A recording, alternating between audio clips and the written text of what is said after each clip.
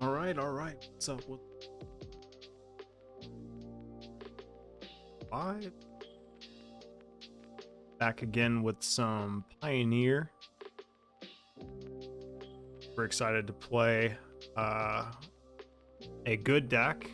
Today we're going to be playing some Rakdos Midrange. So nothing flashy, nothing crazy. This is just, straight up like the most consistent deck probably in Pioneer. And it is good. We are currently 2-0 in our league. So things seem to be going relatively well. I've played this deck in the past. It's not recreating the wheel or anything like that. But certainly seems to be strong. And of course, I believe it won both challenges this weekend. So that's really good. Clearly a good showing for the deck. And this isn't exactly that list because I actually registered this league before the weekend. So happens that I was playing the list or a similar list that was going to win for the weekend, but I think this is like Misplaced Ginger's list or something, or very, very, very close, since I know he plays this deck pretty religiously. So I wanted to see, just how good the deck was and how good it felt. Like I said, it's been a long time since I've played the deck, and seems like picking up some steam. I've seen some new iterations of the deck, slowly but surely, changing sort of like the cards, just tweaking it. And yeah, I mean, it seems good. I'm just posting some discords really quick. The language Discord, by the way, if you haven't done so already, definitely suggest you join that. The link can be found in the Twitch bio. It is free to join, of course. We are going to be working on started discussing some things about potentially starting like a new channel in the Twitch in the Discord for Twitch subscribers. So for those of you who maybe missed it, I made a post about this today on Facebook. I wanted to basically find a way to sort of incentivize, new subscribers. For those of you who have subscribed to the stream, obviously, I have a resounding amount of appreciation for you guys. The amount of support that you have given me over the years has been, especially this year, things have really popping off. I really appreciate that, and I want to find a way to give more to you guys, and incentivize new subscribers. So what I've been talking about doing is essentially creating like a sort of like in the same vein as like it's a Patreon, I guess, but like I wanted to make it like I wanted to make it more like how should I put this? Like, I wanted to basically use my Discord as a means to sort of like have like guides and what I would play this weekend, that sort of thing. But also like, a lot of people ask me for sideboard guides, like for like 4-color elementals. We did the sideboard guide for 8 cast and that sort of thing, and that was perfectly fine. It was free. A lot of people, pretty much all 8 cast users, use it, and we got a lot of positive feedback about that. So I want to start a channel in the Discord for our Twitch subscribers, and I'm basically going to provide like all of my sideboard guides, things that you can't essentially get without the subscription. That way, like, the subs, whether you're sub with Prime or just a regular sub, can, get those sideboard guides for free, and I can actually put my work into something that, is meaningful, because I could put stuff out that's free all day long, and, it doesn't exactly account for the amount of time that I put into it. It probably took me an entire day to create that 8-cast sideboard guide, and it is in depth. And I just want to, you know, finally start to monetize my work a little bit more, you know. So for those of you who are, you know, subscribed, obviously it doesn't change a thing except you get more now. But just know that that is something that I am working on. But with that, I basically just want to talk about the deck that's in front of us. So this is Red Black Midrange. I believe this is similar to Misplaced Ginger's list, or at least pretty close. It is doing very well right now in Pioneer. Part of the reason why I wanted to play this deck, or at the very least revisit it, because I have played it in the past, is that it is, you know, by the numbers, it is putting up some really good results. I haven't looked at the meta share data. I don't think it's quite touched Phoenix, but it's got to be very close. It is firmly in the tier 1 category. But the way I described it to my play group and my team at SCG Baltimore and that sort of thing is that, you know, the way I see Red Black Midrange stacked up against the current metagame in Pioneer is that Phoenix has the highest ceiling. And what I mean by that is when you're comparing power levels of decks in Pioneer, there is pretty much no other tier 1 deck that has the highest ceiling as Phoenix. It is on its best draws without being disrupted, doing more than Red Black Midrange could ever do. It is, you know, casting Ancestral Recall. It is casting Time Walk twice, essentially. It is, you know, putting 6 to 9 power on board very early. You know, again, this is Magical Christmas Land. This is its best draws, right? And Red Black Midrange just doesn't have that same power level. However, while we know that Phoenix has the highest ceiling in Pioneer, I believe that my friend Gabriel put it the best way, in that Rakdos Midrange has the highest floor. What I mean by that is consistency. While it is not doing nearly as powerful things as Phoenix is, make no mistake, this deck is extremely consistent. It is very... thank you so much, Igloo Boy, for the follow. Really appreciate that. I won. It is consistent. It's nice to play real Magic for once in a while, right? Like, it's nice to interact and play these grindy, low variance games and that sort of thing. But like, what I've noticed with this deck is like every hand looks good, mulligans really well. It has an answer for just about everything. Mono green was tough, but I mean, for the most part, it grinds, man, and it's good at it, you know. It's good at answering the metagame. So I'm kind of leaning towards this for Atlanta, for the DreamHack event. I think it's probably the easiest choice.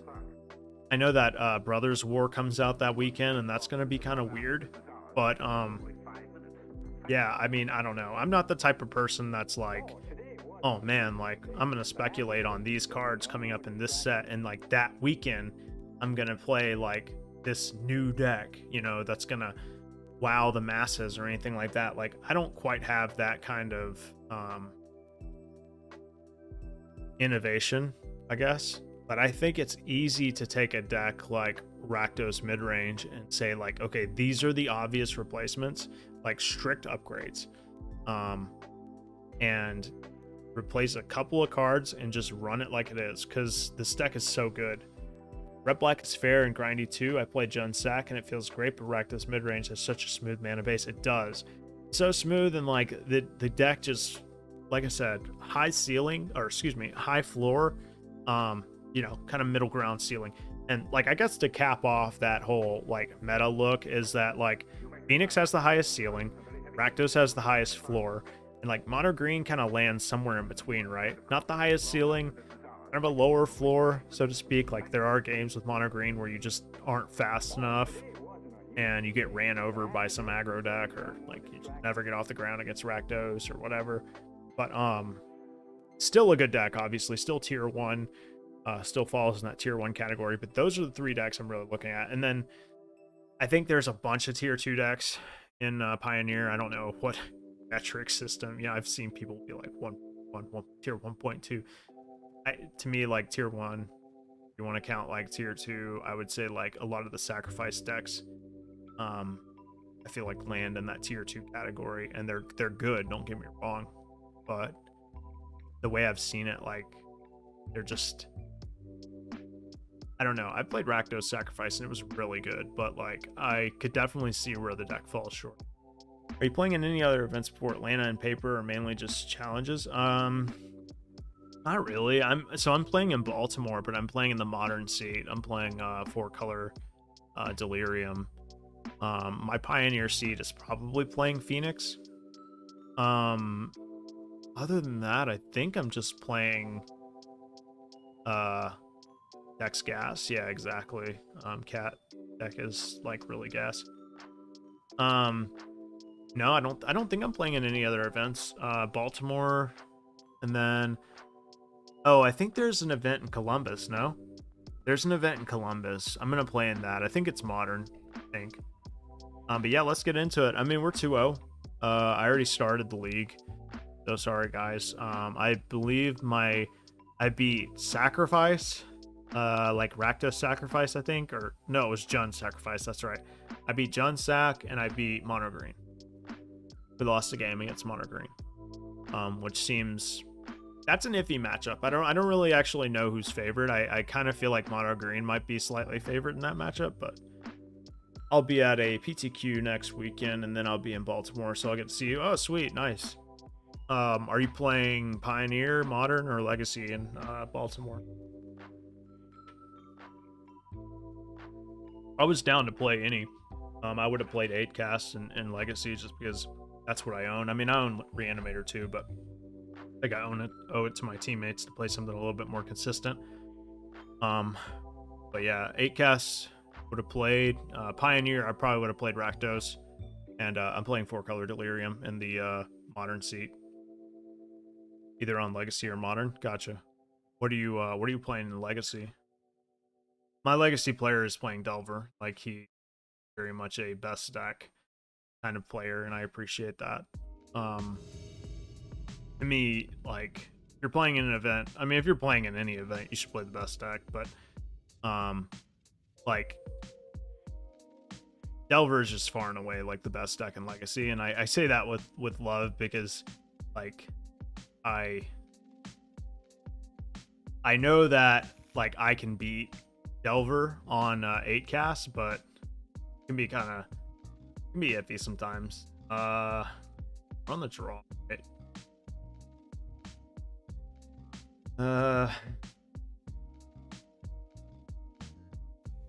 They're on the play. We're on the draw. They haven't revealed a companion.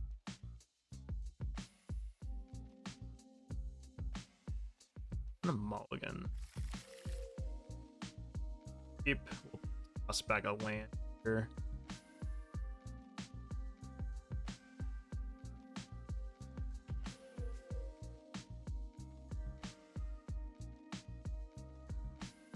Maybe that was a bad mulligan, but I mean, I don't know. I'm not looking to like game 1 fucking keep not hit my reverse.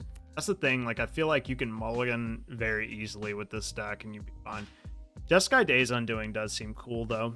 I've really been liking the Bant control lists in Legacy lately. I feel like they're pretty well equipped to beat Delver. But I'm not quite sure like if it's worth the extra percentage, I suppose. Sacrifice like a little bit of consistency. Okay, so we're clearly playing against Blue-Red Phoenix, I'm assuming. Let's get this down. Probably gonna kill it, most likely. And see what they...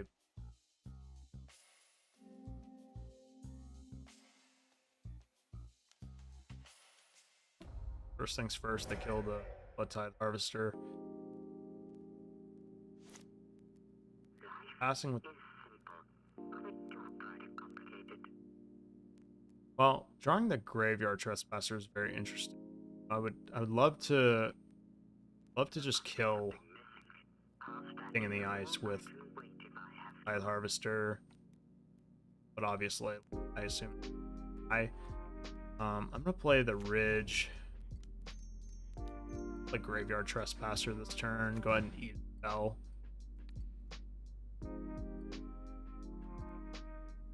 Hopefully this impulse spawn. It's more pretty good.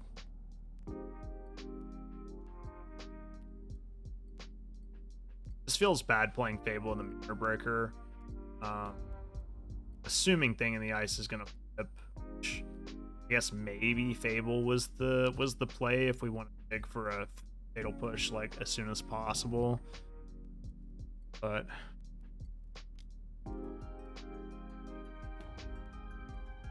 they have to discard a card. They have to discard 2 cards. It's actually kind of... People often forget about the ward trigger, which is a little bit of a difference between paper and Jesus Christ, a little bit of a difference between paper and online, right? Because like in paper, your opponent can say like, "Oh no, I don't want to do that. Never mind." But in online, like obviously your opponent can say that. They're empty-handed now. They're gonna draw a card off of Opt.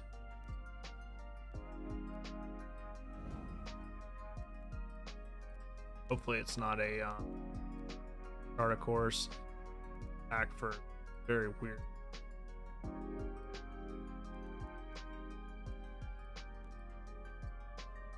Phoenix.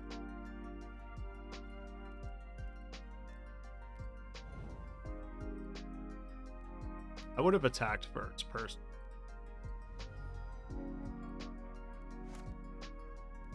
Alright.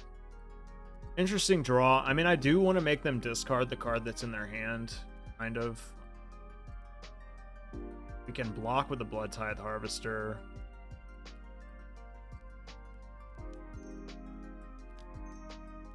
Let's go ahead and cast this.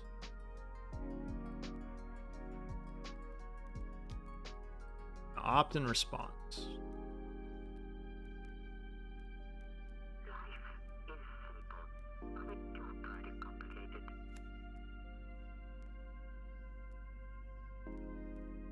Harder to strike. They're on top deck mode, but they could always just draw a removal spell. Treasure Cruise would be their best draw.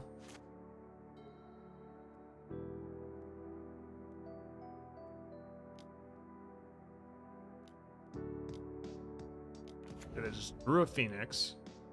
So this is on blocking. A rare combination.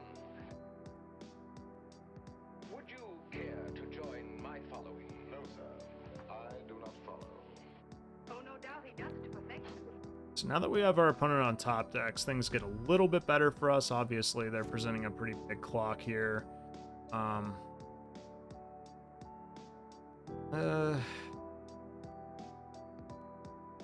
think I am going to pitch this bone giant first.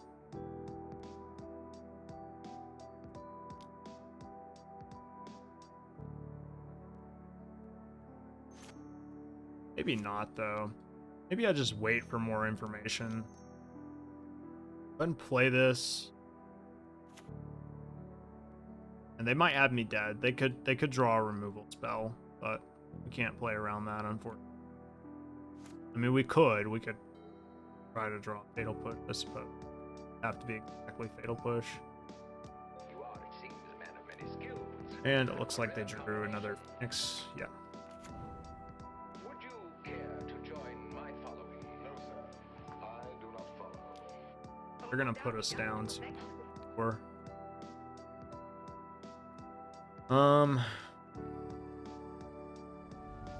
Fine. I think I have to dig as deep as possible, so I think I'm gonna pitch Fable here. This answers 1 Phoenix, which if I get a removal spell for Woken Horror, that means that I'm not dead. That which doesn't fit. Okay, Technically, if I discarded 5, I wouldn't be dead. I would be able to Bone Crusher Giant plus play a blocker. But I think at this point in the game, not winning strategy. So I think I'm going to discard.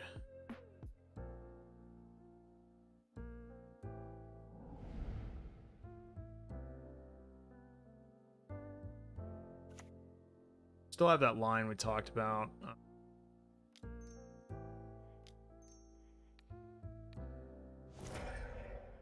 Giant. For either one or dying.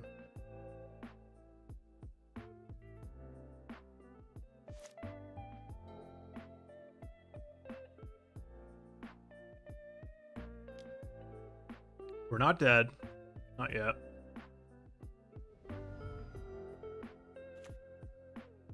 Good. Okay.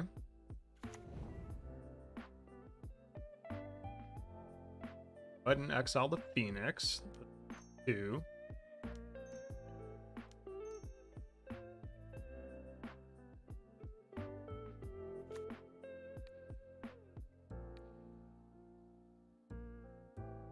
Oh, it's nighttime, huh? I go to 3. Does it help me at all to go to 3? Should have killed this Phoenix first, huh? Play.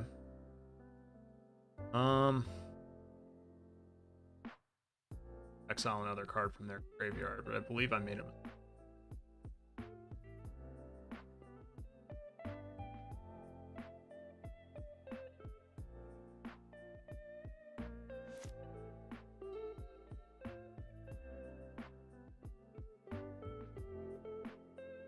Hanging on for dear life.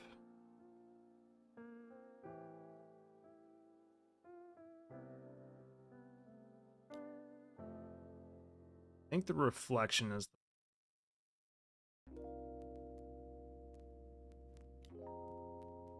Okay.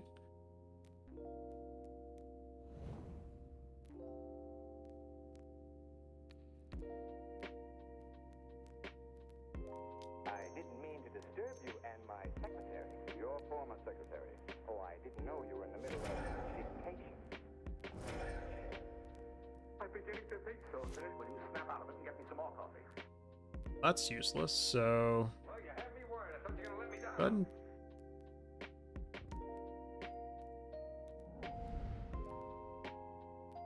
and a Tithe Harvest.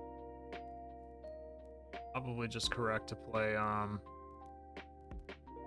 Crux is on blocking duty regardless, right? But he's harder to kill than Blood Tithe Harvester. Yeah, I think I'm just gonna play it because right now, still not in a good spot, obviously.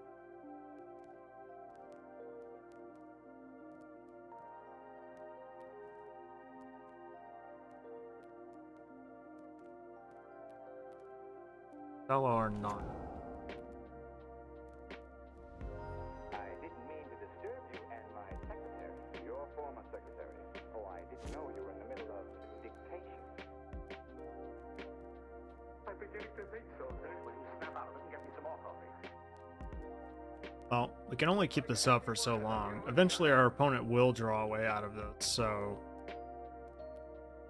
basically have to find circle. No choice but to block.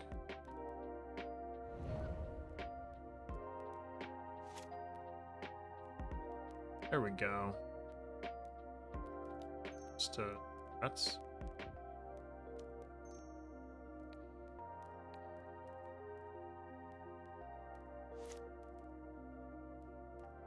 Now I think I just played Giant.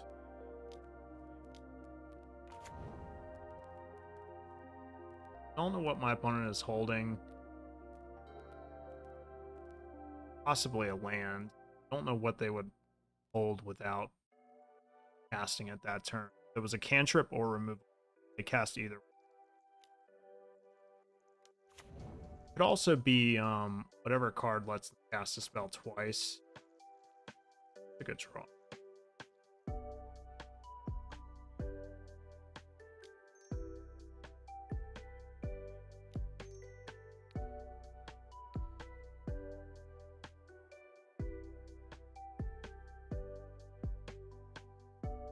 I suppose it could also be like a spell pierce. Like maybe they would have pierced there.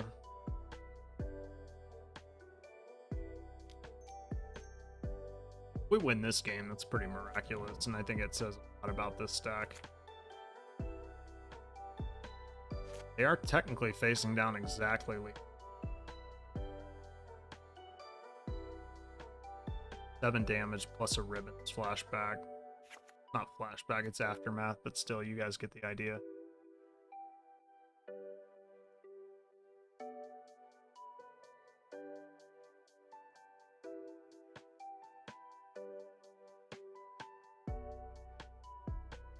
A little bit of luck. I mean, obviously we bricked on spells for a long time, but if we do survive this, it would be lucky for me because typically this deck, Phoenix, plays anywhere between 3 and 4 treasure crews. So for them to not draw crews after cantripping longs for me. I don't know what the unknown card is. I think it's a galvanic iteration or whatever that card is called. It's either that or a land. Perhaps they kept the land in hand because it's fodder for Pleasure Shredder. Is it Charm? Okay. You have a Phoenix in the yard. They are able to cast 3 spells this turn. We are dead.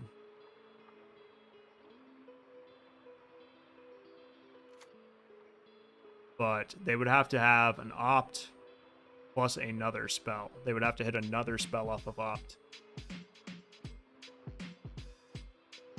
Or alternatively, they could just hit Treasure Cruise and get me.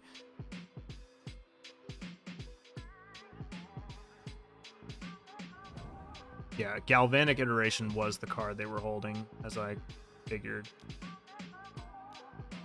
Card, of course, that's kind of scary. Okay, so one more spell and I'm dead. Haha, we lived. Survived. Crazy. We have this 6 ways to Sunday. How that saying goes, right?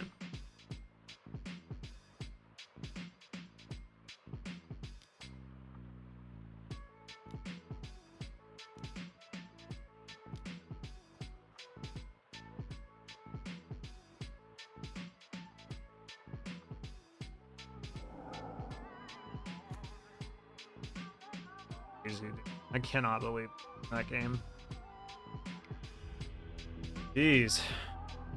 Fight for that one. Well, that's a good warm-up. Let's see.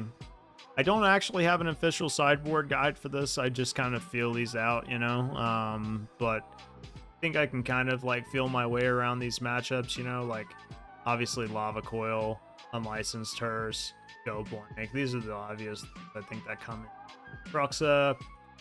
Feel like Cruxa is not great in this matchup. I mean, I guess, like, I could see leaving in Cruxa. I don't know. The fact that they're able to discard next to it seems kind of bad. I might keep one. I'll probably keep one.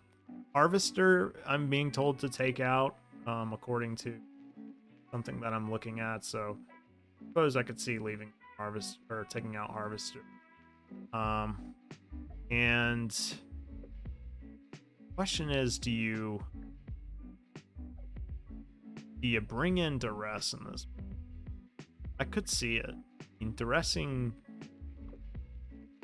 Treasure Crew is probably pretty decent, although they're probably not going to be able to cast Crew like this online.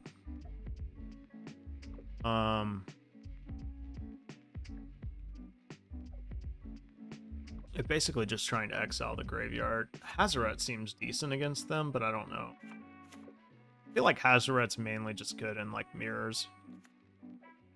I actually don't know when you put this card in, to be completely honest with you. Don't actually know. Extinction event coming.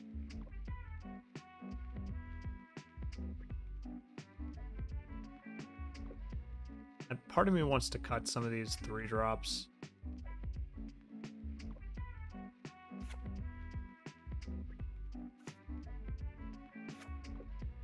Do you think they would bring in Young Pyromancer against me? Probably not, right? But maybe.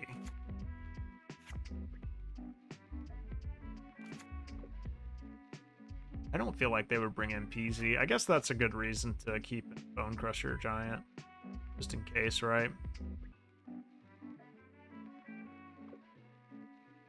I'll probably take out a Fate.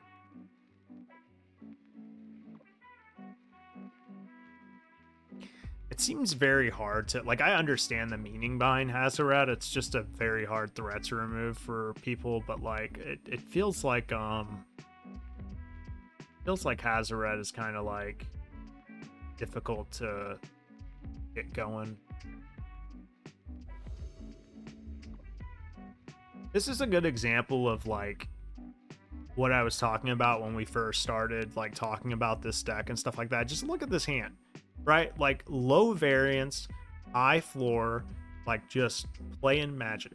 Like this is a perfect example of why I feel like this deck is so good, because like it's just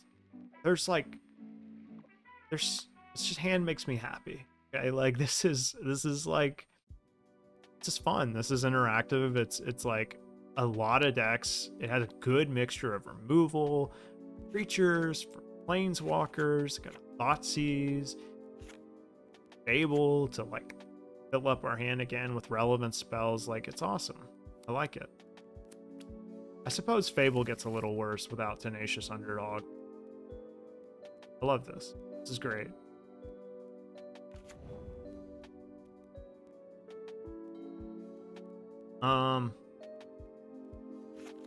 Part of me wants to leave this in my hand. Not shock, but I'm gonna shock. In case we draw like more lands and it does become relevant.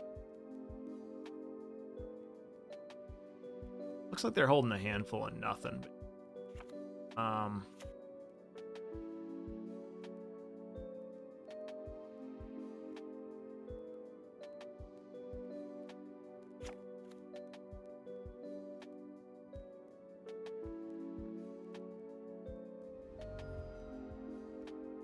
All those cards were bad.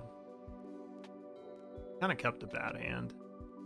But I suppose if they're anticipating that I cast Thoughtseize.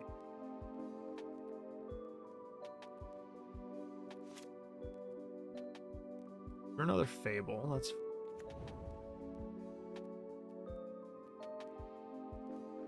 I considered discarding the Galvanic iteration. It would make it harder for them to like do some weird double spell stuff.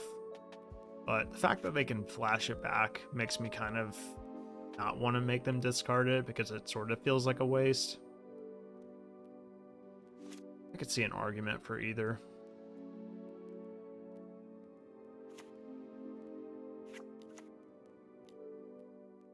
Puzzle.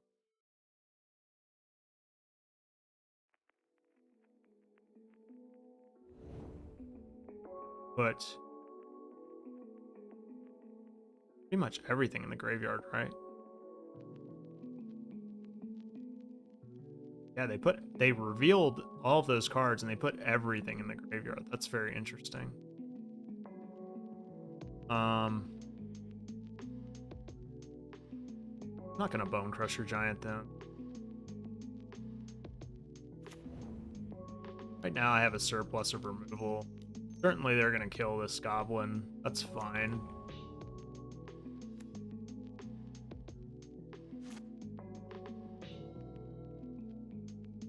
Even if they get back Arclight Phoenix, it's kind of like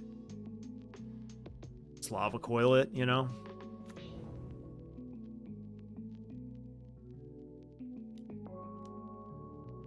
Already casting the Galvanic, so I guess they drew Treasure Cruise. Can't think of any other reason why they would do that. Yeah, so importance of analyzing mistakes, right? Like, I now realize that I made a mistake. I should have made my opponent discard Galvanic Iteration. It allowed them to just do what they just did. Had I have made them discard this, they would not have been able to. So I made a mistake, and it was correct of me to actually discard Galvanic. So that's fine. I'm gonna actually get 2 Phoenix. Still have a strength limit. Why I clicked off of that, but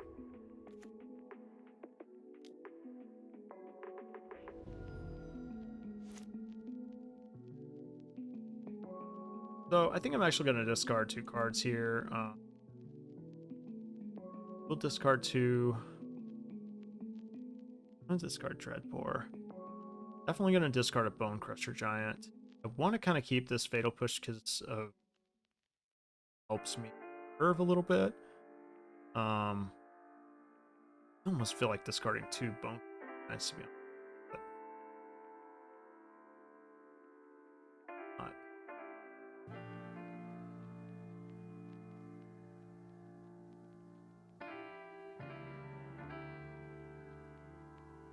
Discard 2 Bone, actually. Your Thoughtseize.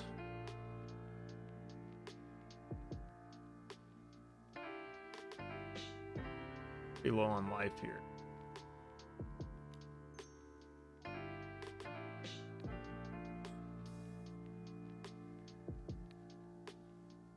That's gonna be tight. So I don't really care about the thing in the eye. I have answers for days to that. I'm gonna discard Ledger Shredder actually. Well, maybe I should have let them. But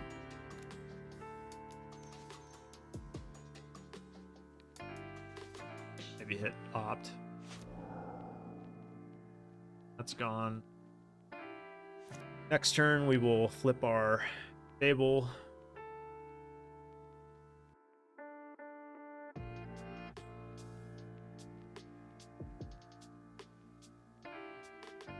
Dreadbore is a little awkward in this matchup. I could see it trimming on Dreadbore.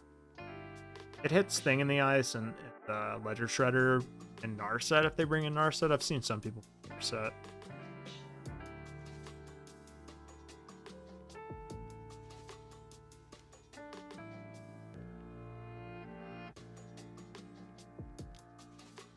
There's Thing in the Ice.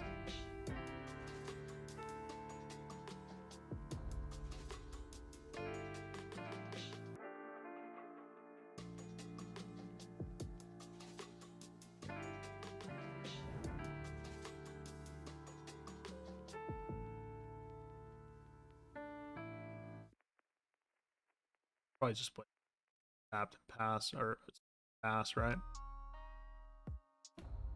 Better. I think they're building towards Galvanic Iteration. Take an extra turn. That's very mana. Have to have. We're pretty close. Gotta be on the lookout for that.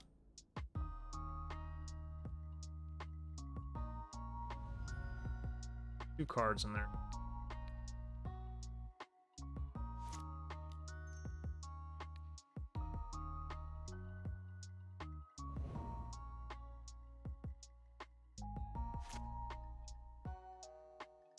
License Source is good.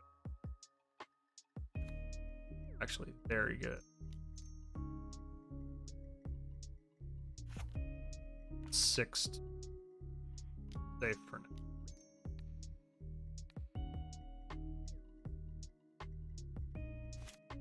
Let's go ahead and hit. Go ahead and hit.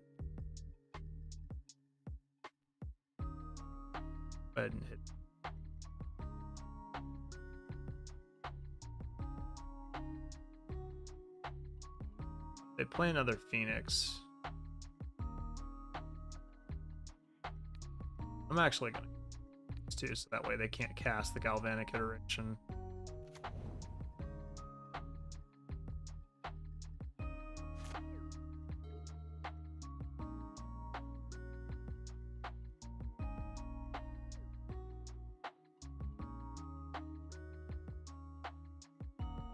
How do you guys feel about duress in this matchup? Is it worth bringing in duress, or is that just kind of nonsense?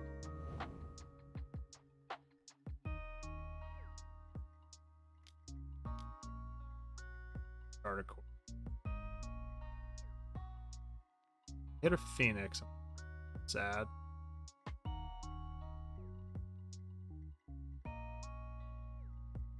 Thinking a long time, so I'm assuming it's not a Phoenix.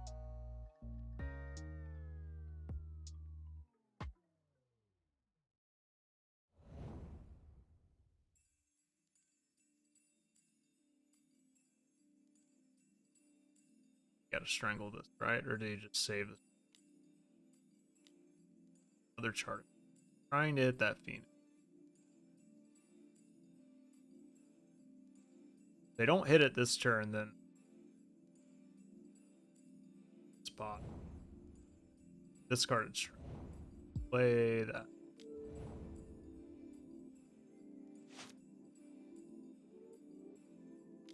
Really help me much right now. Perhaps it's discard. Sure. They are one land away from making this 7/7 attacking with it, so might be in trouble. But you can't attack kill. Would have to just make me block basically. This has board. He's so a fatal.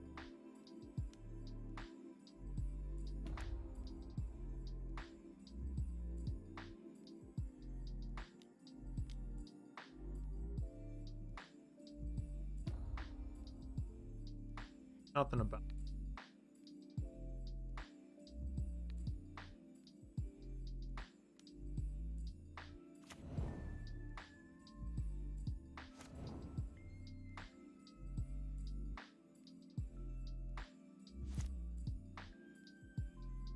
That's a free discard right there.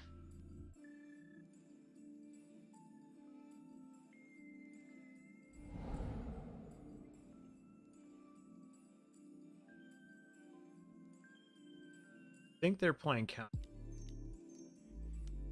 About to find out. I wouldn't think you would bring a counter magic matchup.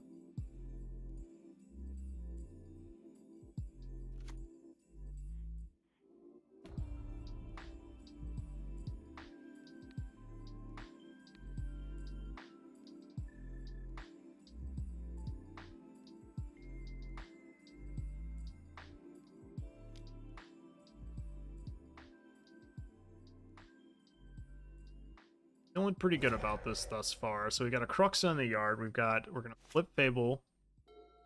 As long as they don't play a land.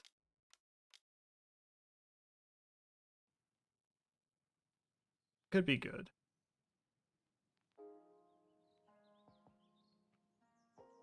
Hopefully they've been.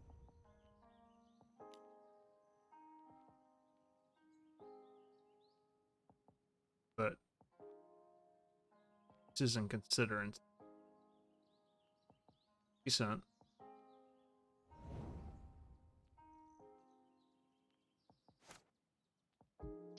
Three cards in hand.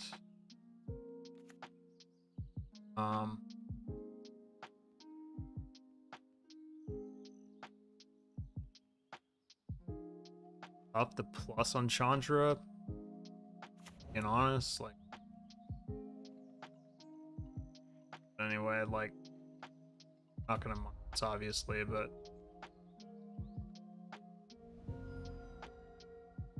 Take off of the.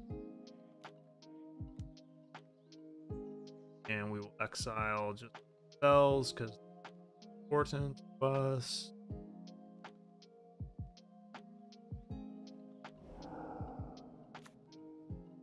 Make them discard a card.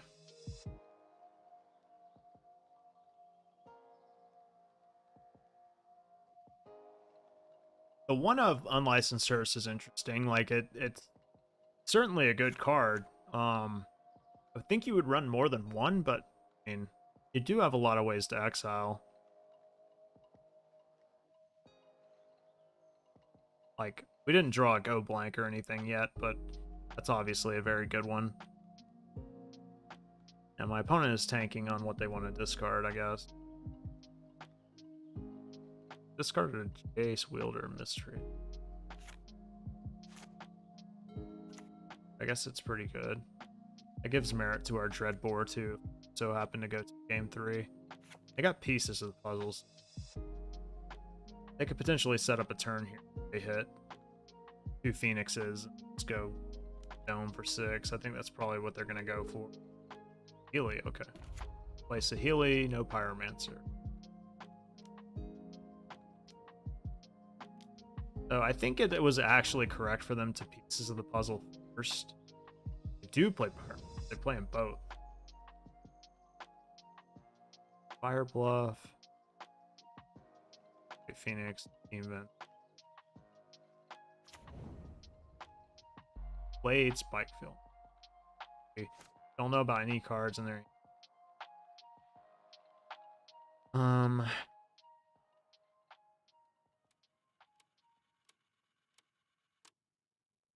Pick up here.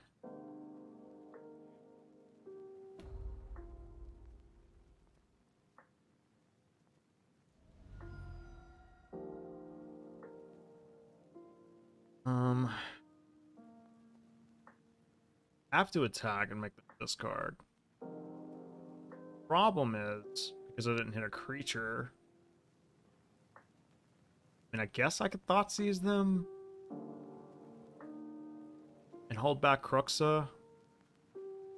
Target artifact you control becomes.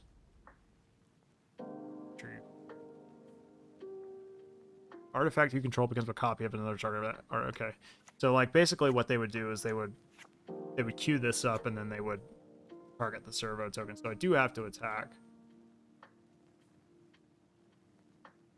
We'll attack the heal.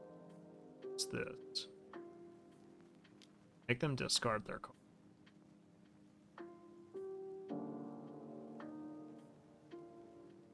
The lightning act.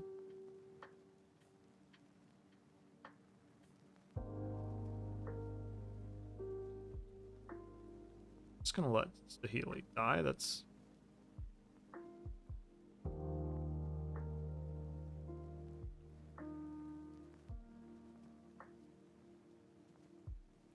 that can't be right.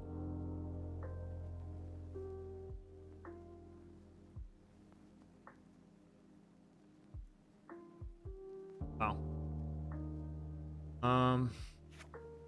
Flashback ribbons. Let's wait.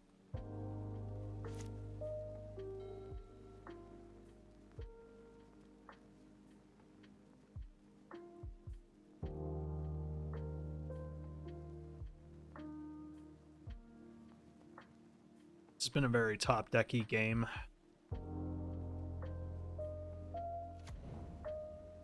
Excellent.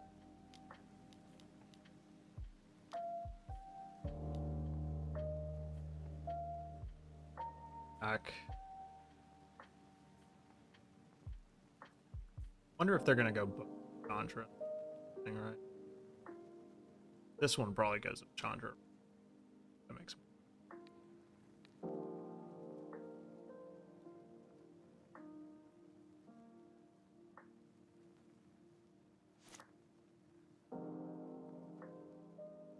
Top is interesting.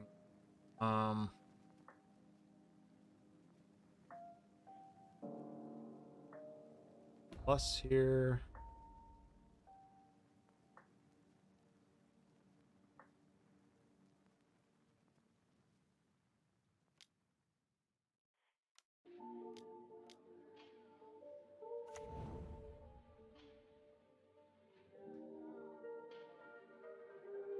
Just gonna hold everything back.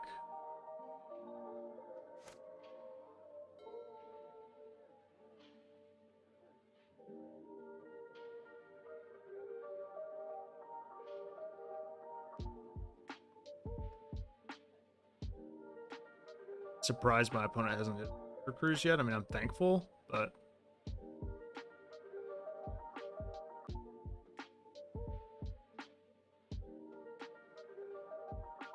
have 13 cards left in their deck. I mean, whatever they tried on top.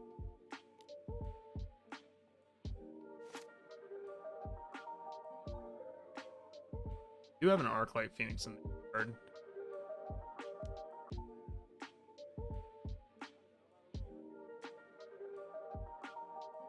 Assuming this is crude.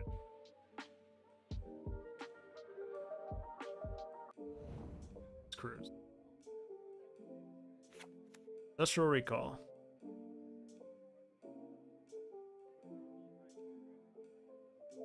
Three cards in hand.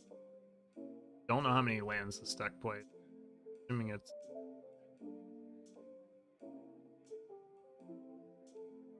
that.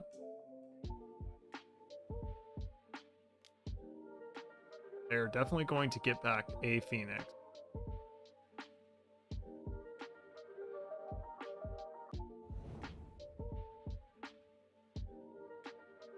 Card on whatever.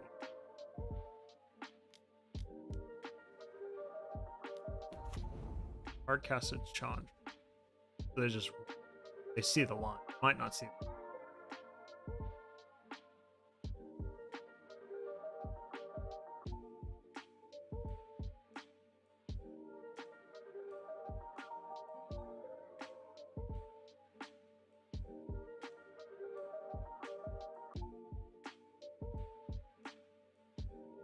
Seeing how many planeswalkers they brought in definitely gives some merit to this.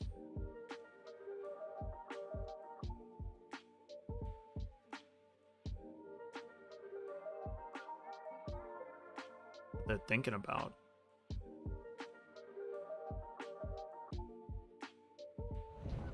Wow. See the line. Okay, so they had lethal.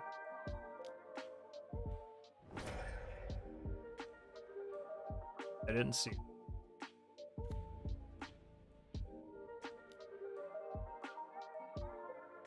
Wow.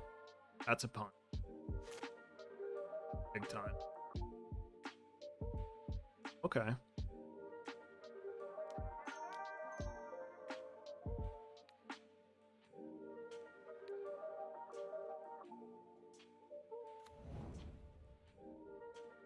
Two red.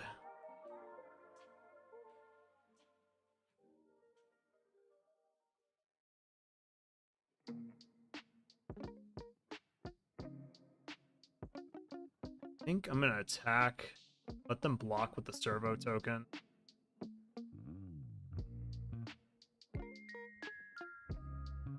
Pretend like I care about this, Sean.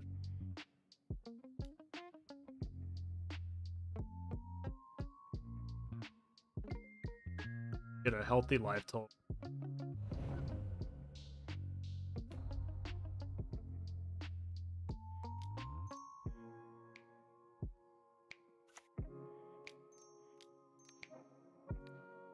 I think I'm good. Save.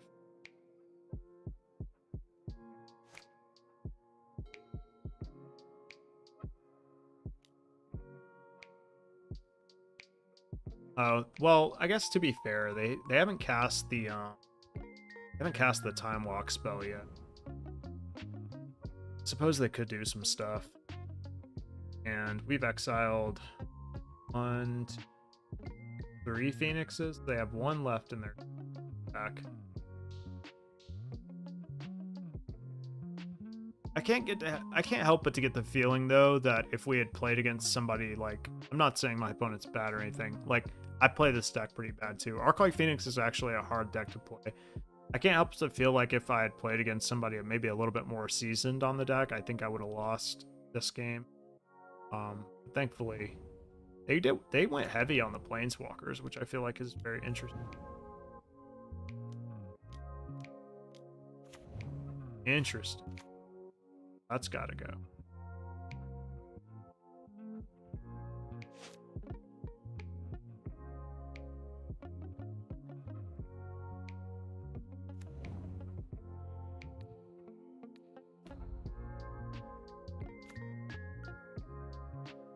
I think we just attack here.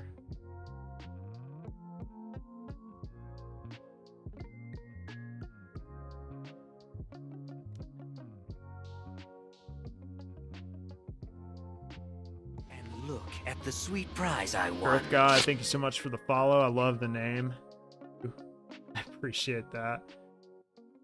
Did I have lethal? Let's see. Hold on. 1, 6. No, I didn't have. No, I'd be 1 off. Okay. So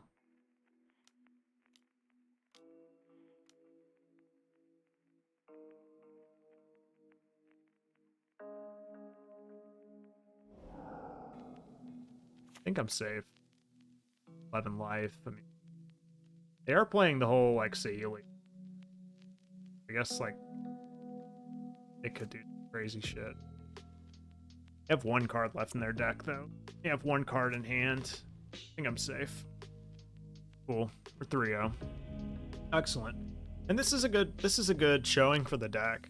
You know, like 3-0, I've played against Jund Sacrifice, I've played against Mono Green, and I've played against Phoenix. So that's 3 real decks that we beat. I recognize this name. But I don't know what they play in Pioneer. I think this is a pretty easy mulligan. That's better. I keep this.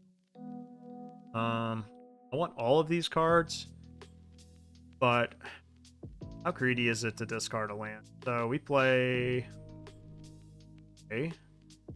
24 land. We would have 22 left in the deck. Out of 53 cards, we'd have a little bit less of a 50% chance. But we play Blood Tithe Harvester, so yeah. They yielded through. They went first and they yielded. It's not my fault. Another Thought Seed. Didn't really need that, but they're playing Mono Green. I don't really want to take Elvish Mystic because I have an answer for it, so I'm just gonna take Aura first. And you have no objections to working on weekends? Oh, not at all. My time's completely my own. Play Elvish Mystic. We prepare lunch and leave them alone. I think they'd like to get to work. Well, I'm afraid I got this. Yeah. They did skip their turn, that is correct. They did skip it. We have some options here. Part of me wants to play Blood Tithe Harvester just to make sure I hit my lands. What do you guys think? Do you think we do that, or do you think we... I guess I just Bonecrusher Giant then. It makes the most use of my mana.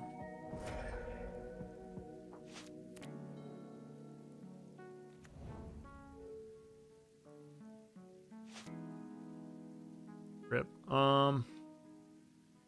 Yeah, I think I'm just gonna play a Blood Tithe Harvester and pass here. I want to make sure I hit my lands. As far as I know, they don't have any. They really. Third Presage, Old Growth. Got it. The Dread Board doesn't really help me though. I think I'm gonna pitch Graveyard Trespasser here. And look at the sweet prize I won. Bill Hellmuth, MTG, thank you so much for the follow. Appreciate it. It is the Phil Hellmuth I'm thinking Look at the of. sweet prize I won. Stargazer Numbers, thank you too for the follow. Gamers Ahoy. If it's the Hellmuth, I think it is. You're quite the Magic player there, so I appreciate you tuning in. Appreciate all you guys tuning in. Jesus. Okay. Well, it looks like I was supposed to.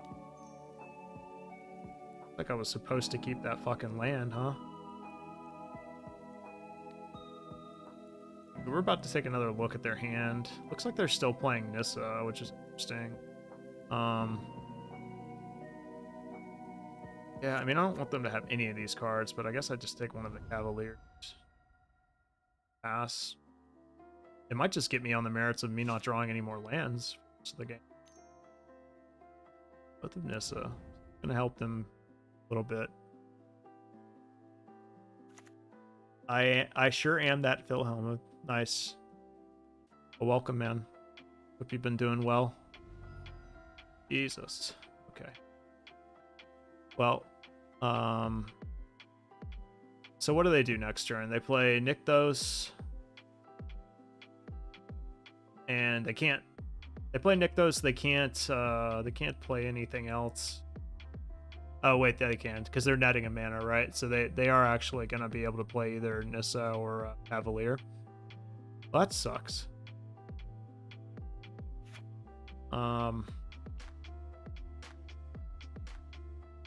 Well, despite our opponent messing up, it looks like we were supposed to keep that third land in our hand. Unfortunately,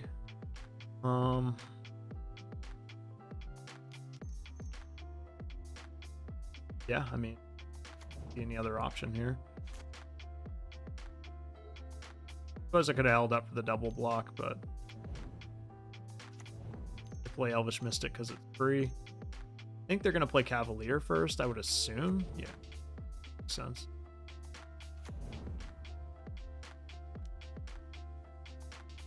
Okay, we're doomed, I think. Kind of a lane. I mean, I'm fucked, right? Okay. Well, I learned my lesson.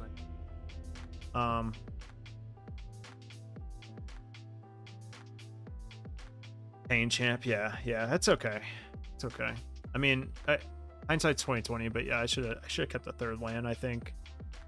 I guess Mono Green Devotion. I've already beat this once in the Swiss. I was bringing in Lava Coil, taking out Tenacious Underdog. Bone Crusher Giant seems kind of medium. Do you guys bring in Damping Sphere for this matchup? Because I did. And I don't know if it's worth it or not, but I definitely brought in Damping Sphere. I also think Invoke Despair is probably good, right? Because it makes them discard the Planeswalkers. I'm still like learning sideboarding for this deck. Obviously, it's just a black-red mid-range deck, right? But like, you know, there are some obviously like nuances to the format and stuff like that. I definitely believe in Lava Coil for the troll. I don't know, we have 24 lands. I think it was fine. The odds seem fine. Probably depends on the CMC of the hand, though. Yeah. I mean, it definitely looked bad afterwards. Like I said, it was like 40%, 45% per turn, like 40 something around that range. Extinction Event. How do we feel about... So these are the cards I'm not like 100% sure on. Basically like Damping Sphere, Duress, Extinction Event. How do we feel about any of these cards? Duress seems kind of important. Yeah, I agree. Like, I figured. I just wanted to verify that that's where we were at with it.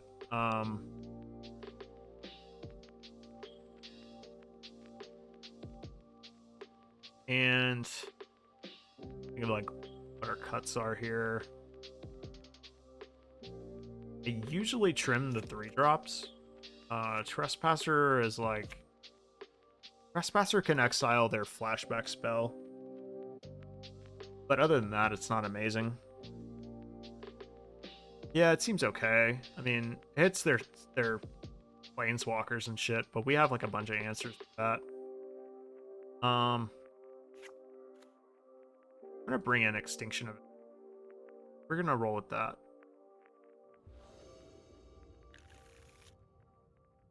Okay. I mean, it's not amazing, but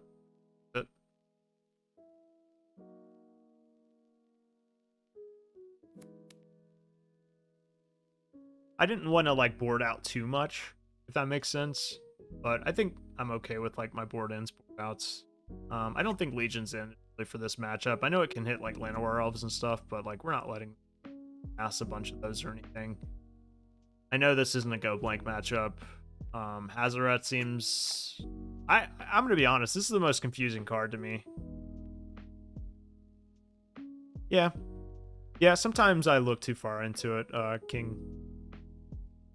Sometimes I like read too far into like the what do you call it, like the anecdotal, or what is it, like a small sample size, like when you observe something and you're like, oh, I did something wrong, but in reality, you didn't do anything wrong. You just got a little unlucky. I'm like the first person to like blame myself before I blame luck, if that makes any sense. Most people, I feel like, are the opposite, where they're like, the first things first, they go to like, oh, I was unlucky. But like, I generally go to like, I wonder if I could have did something differently.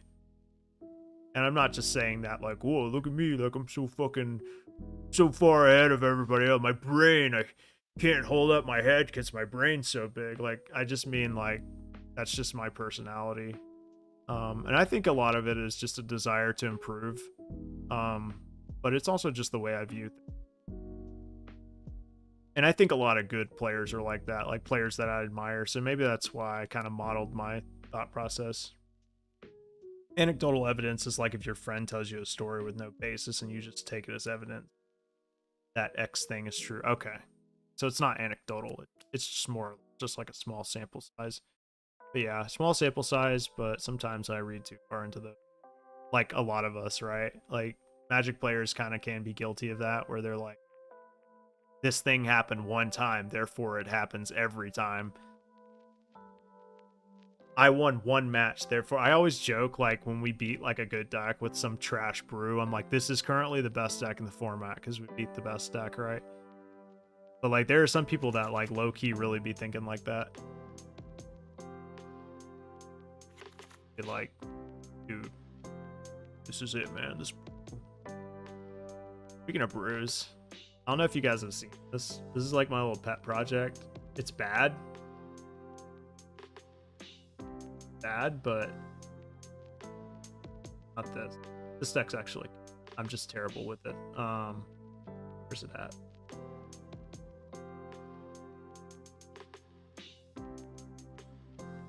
I want this to be good so bad. We actually, I think we almost 5-0'd with it last stream or something. Dude, Ironcrag Feed is actually kind of gas. I like it, actually. But yeah, we comboed people like multiple times. Basically, it's obvious, right? You just Boros Reckoner Ironcrag Feed into Star of Extinction. But you can also just like turn 3 Ironcrag Feed into Chandra with the Wily Goblin. Like turn 3, that, and like a lot of decks just can't beat that.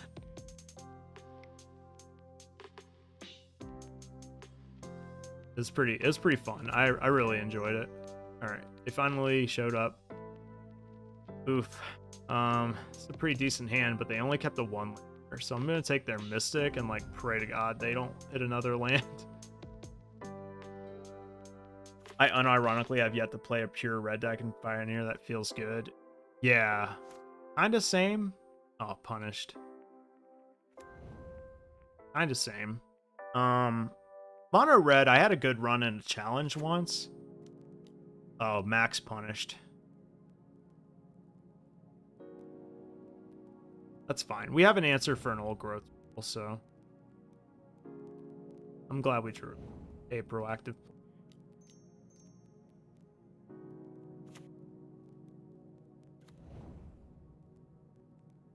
Unfortunately, I think the way this ruling works is like when you play Kalitas and you play a spell that exiles a creature, they get to choose the replacement effect, I'm pretty sure. God damn, son.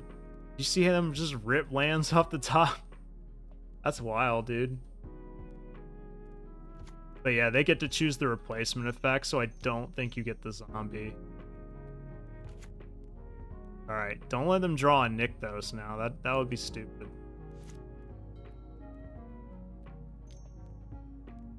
Huh, here it comes. You ready? Fucking... Okay. Oh my god. Do you guys see this shit? Are you guys witnessing this? Now this is fucking lucky. They kept a 1-lander, guys. They kept a 1-lander. And this is what they ended up with. Turn 4. On a 1-lander. I'm just saying, like, I don't have to say any more than that, right? You guys kind of understand like where I'm coming from with this. I mean, we just got cheesed, really.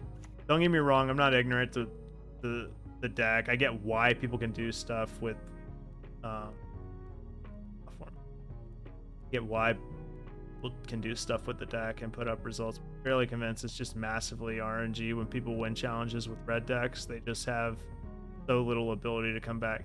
Yeah, I was telling my buddy that I feel like it's a sorcery, right? Yeah.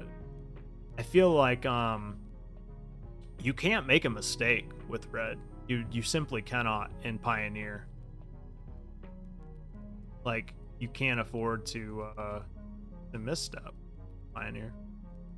So if I block Old Growth Troll with Kalitas and Blood Tithe Harvester, they're gonna kill Kalitas, and I'm gonna get a zombie. I think what I'm gonna do is do that, and then just the Cavalier.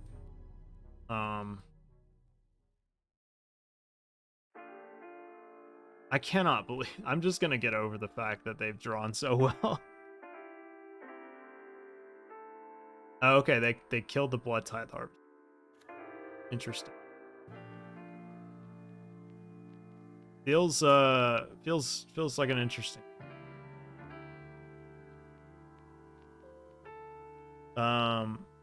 Anyway. Extinction event is cool.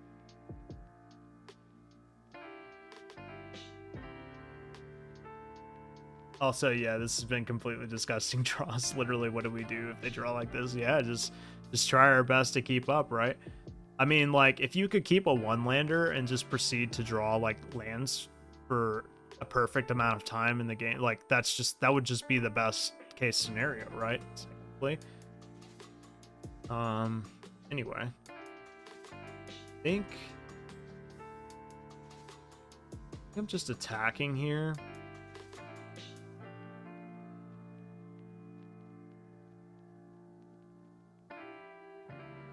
Like, or I could just wait for them to play Old Growth Troll.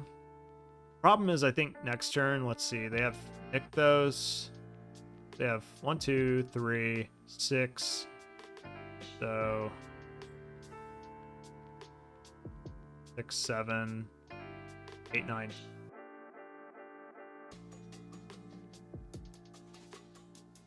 They would play this first, though, right? 3, 6, 7, 8, 9. 9. Ugh. Keeping a 0-lander on the draw, 4 straight lands, that's the god play, yeah. Definitely. I don't know what to do, guys. I'm gonna attack with a zombie. I don't think they're gonna block it.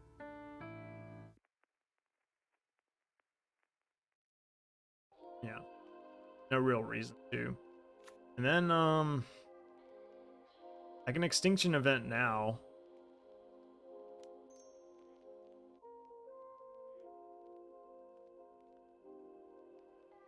It seems solid, but like then they get to fucking they get to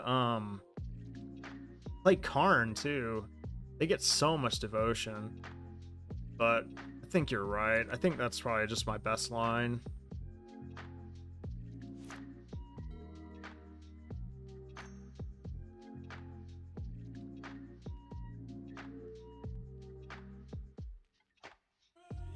Bruh. Did they just win? Did they just like literally draw like the win, right?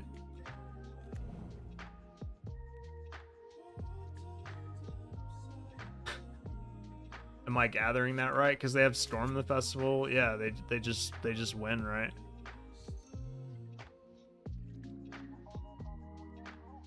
Yeah, dude, that's literally like, is that perfect? Like that's almost perfect, right? That's like literally perfect, like from start to finish. I mean, can somebody verify that? Like, does that not seem like literally perfect? They kept a one-lander. They had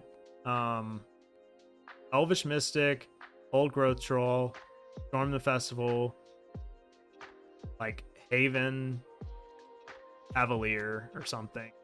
We take the only creature they had. I mean, I'm not getting too hung up on it. I'm just saying, like, that's like a little beyond drawing like gods. That's like drawing like an absolute titan.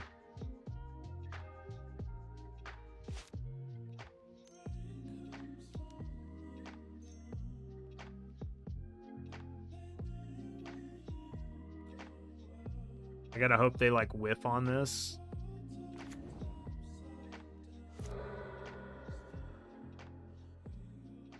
I can cast Storm again, right? I don't know. I'm probably dead. I'm just like letting them do their thing. I don't think I would have sat by and done nothing. Nuking 3 Devotion seemed like the play. Coil and the Troll. Yeah, but I guess, Matt, if we're playing like we're gonna win the game, I guess like getting the most value out of Extinction Event, I have to get ahead somewhere, right? Like, so I see what you're saying, and I definitely considered that line, but I think that I think waiting, like King said, was correct, just because like there's just no way like coming back from the game if we're just like 1-for-1ing them when they're so far ahead. But I like, to be honest with you, I'm not even really gonna read too much into that game, because that game was like, I don't know what the odds of them drawing like that were, but I'm gonna go ahead and say fractions of percents, right? It has to be.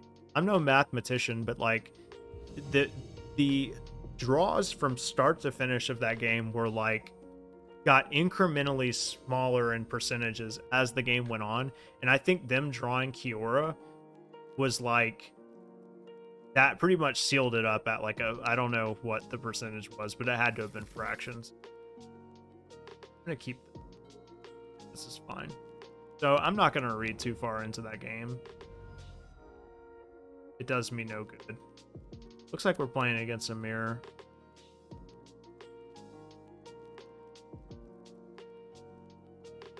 Those are like the games where I just kind of shrug and laugh. Like, I think a lot of people would get upset over something like that, but it really doesn't even faze me at this point. Ruxa is interesting. It feels pretty decent in the mirror. However, if they have a trespasser, it seems bad. Let's hope that's not the case.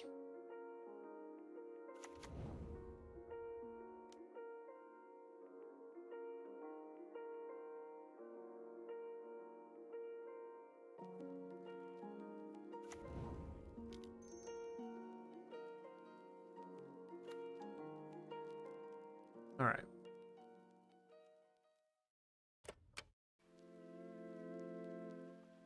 The mirror is a matchup where I wish I could sit down with somebody with a lot of experience and really just play these games out, because I feel like it's important to like get that experience, you know what I mean? Like, if I'm gonna play this deck in Atlanta, which I'm kind of leaning towards just because it feels very straightforward and good to play. That's what we were kind of worried about, but that's okay. I want to get a lot of experience in this matchup. Do we kill this? I mean, kind of leaning towards just playing Fable here.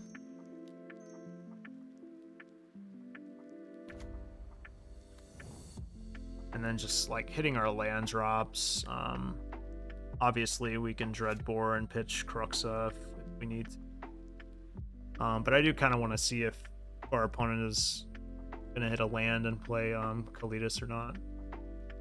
Dreadbore can also hit like Chandra. It can hit Sorin.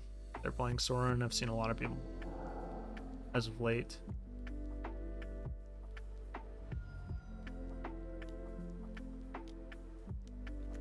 Another trespass. Okay.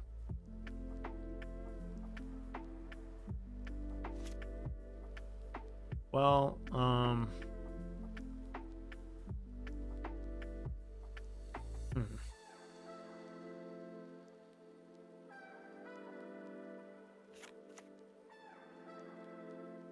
Harvester is a blocker. I'm gonna say no for now.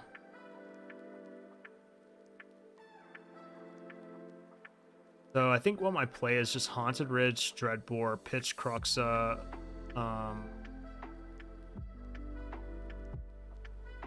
cast Blood Tithe Harvester, Dreadbore. Or I might have said that out of order. I got fucked up, but I'd say no. Go Blood Tithe Harvester.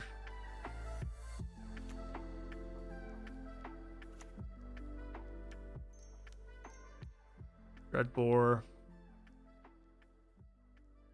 Scar Cruxa.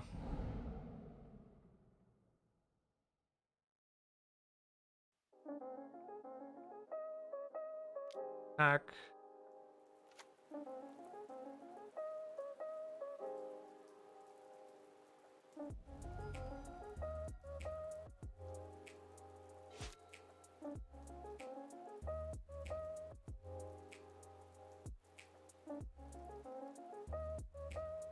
Now, if they attack and eat Croxo, we can block the Blood Tithe Harvester unless they have a removal spell.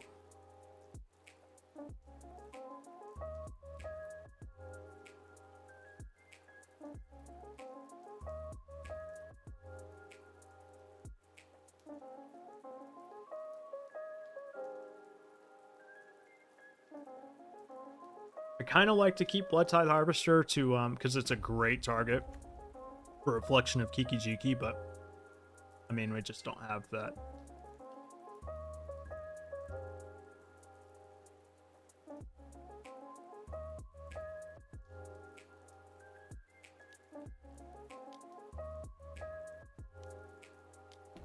There's Chandra. Assuming we're gonna see a minus.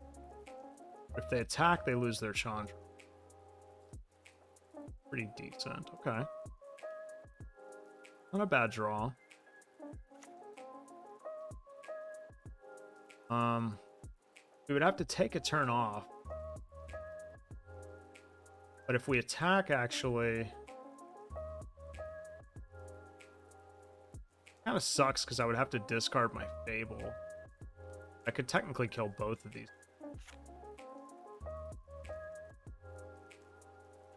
Or I just attack with this.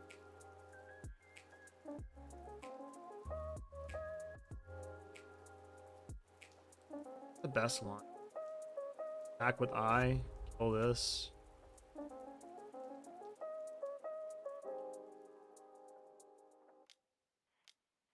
Okay, I guess.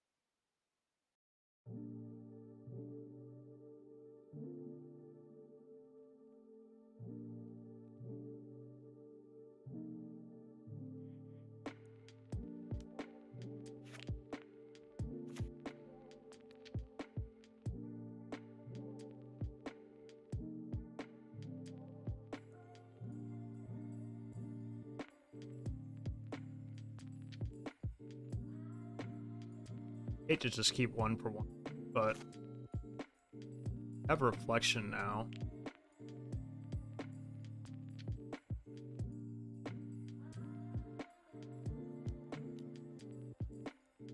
Did have a.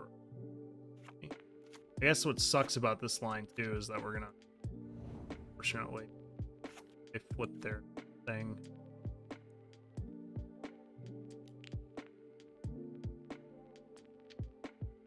They have one card in here.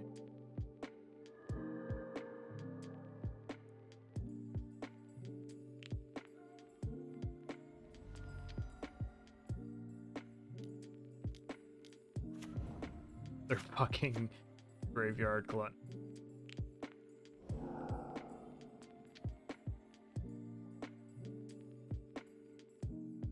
Okay.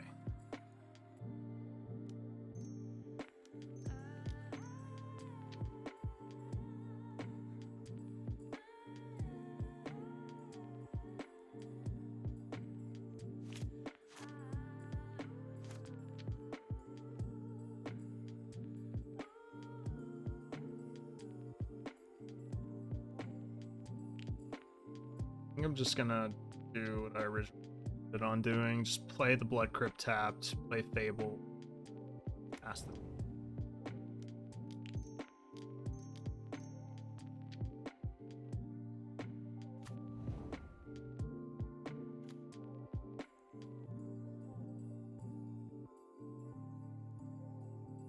They're in top deck mode, so that's good.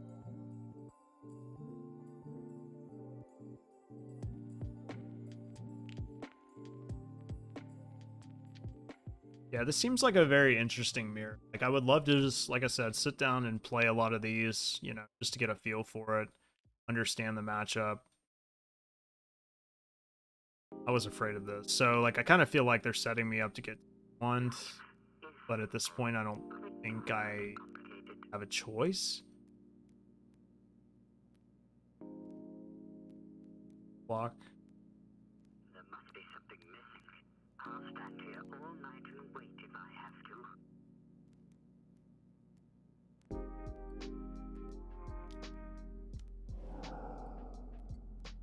God, and it's the best one.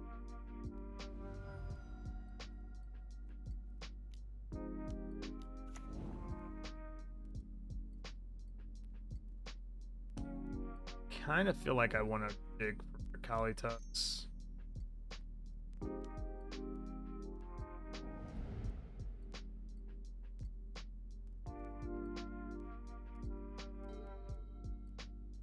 Definitely pitching that Den of the Bar.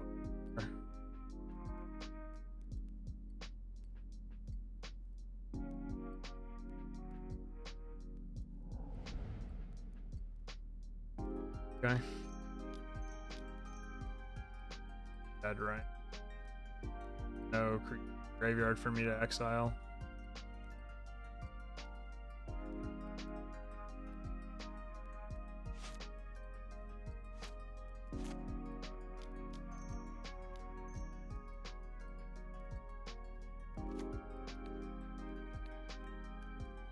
It probably won't play around a removal spell for Bone Crusher Giant, but actually they just have Hive, so yeah, they have it. They have a pretty good attack. That was unfortunate. Okay, so mirror match. I think there's probably a bunch of ways you can board for this matchup. I'm interested to hear your guys' thoughts on. You know, I feel like just getting a lot of value out of certain cards. Like, I feel like these are probably like pretty good. Like Hazoret feels like a card you 100% bring in the mirror. But as far as like what your board outs are, like normally I feel like in a game like this, I would take out Thoughtseize. Like if I was playing a mid-range mirror, like I would normally take out Thoughtseize in something like this, like right away. That's typically like how I board in mid-range mirror. Yeah. I basically feel like anything that's like a 2-for-1 comes in for sure. I think Hazoret's just a really good blocker and it's just extremely hard to deal with. I definitely feel like Hazoret's come in and invoke the spares.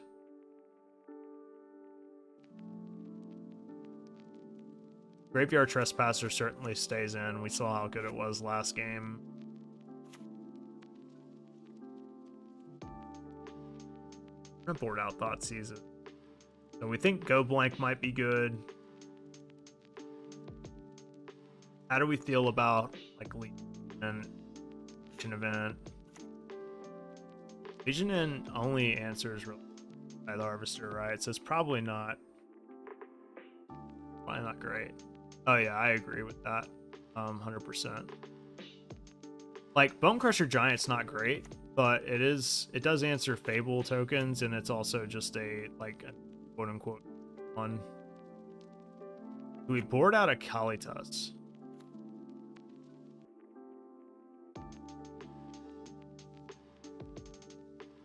Gotta decide quick. Maybe like a couple of Bone Crusher Giants. Bring in the Go Blanks. Feel about Lava Coil. Yeah.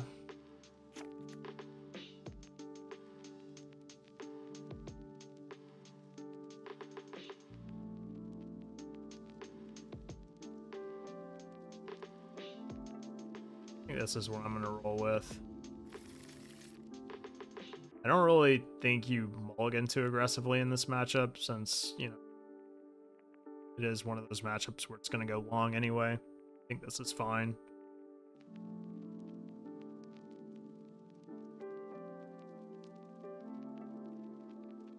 I think you just want to really just curve out and get the most value out of your spells as possible.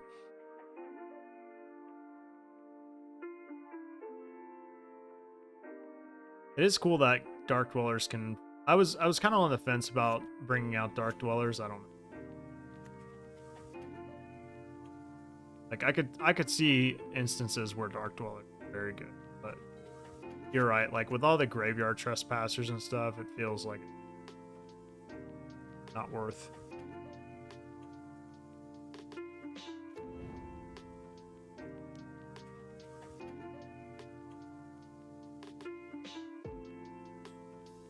Another Harvester.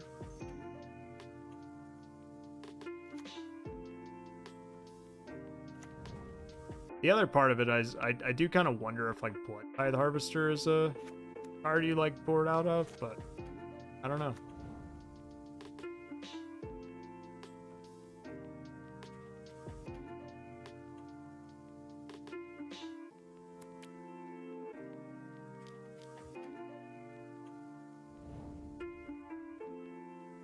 Oh, little Graveyard Trespasser that. So far, we're drawing pretty good on curve. Pretty straightforward.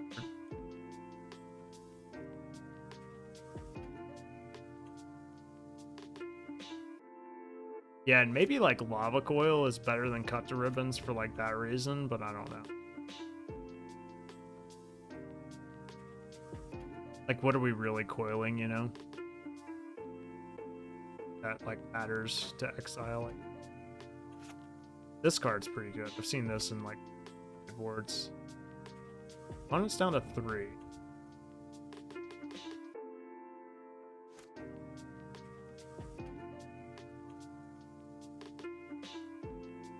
I think this turn, I think I'm just gonna play Cruxa here and the Bloodtithe Harvester.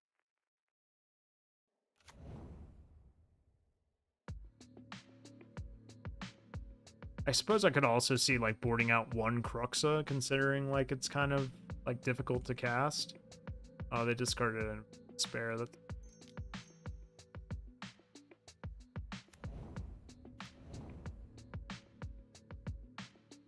like it's weird. Like it's like good and it's not all at the same time. Like if you get to cast it, it's amazing. I think, but Chandra, sure.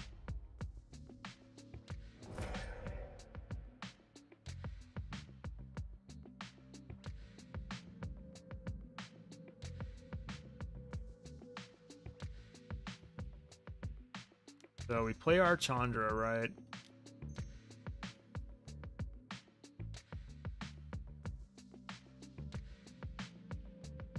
I think I'm just casting by the Harvester off of it.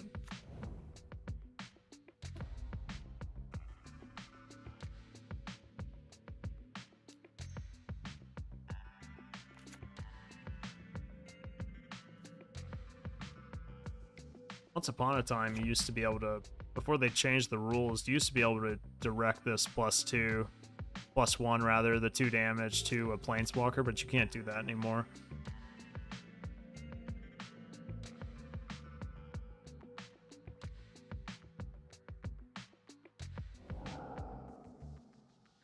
Filed a Graveyard Trespasser. That seems like a fine card to play.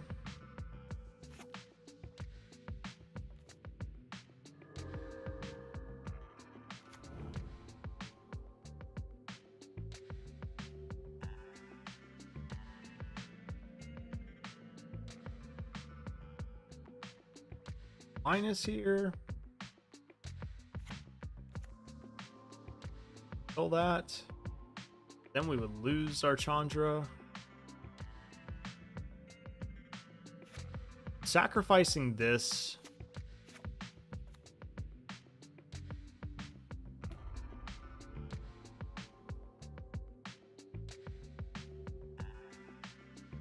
I start.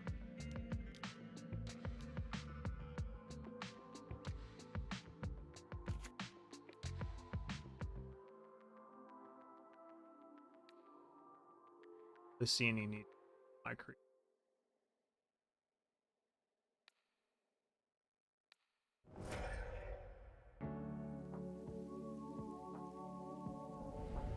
And you have no objection to working on weekends? Oh, not at all. My time's completely my own. We prepare lunch and leave them alone. I think they like to get to work. Yeah. Kind of feel behind. Maybe you're supposed to bring out Blood Tithe Harvesters. Graveyard Trespassers is so damn good in this matchup. The fact that it takes 2 cards to deal with is just fucking amazing.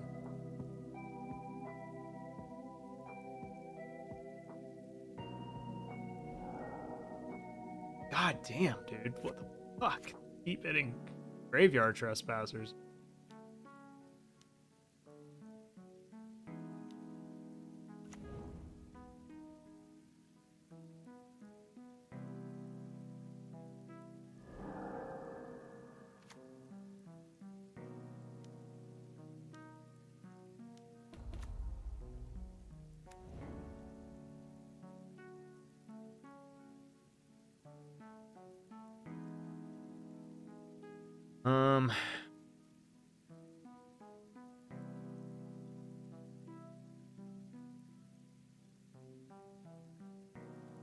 Plus for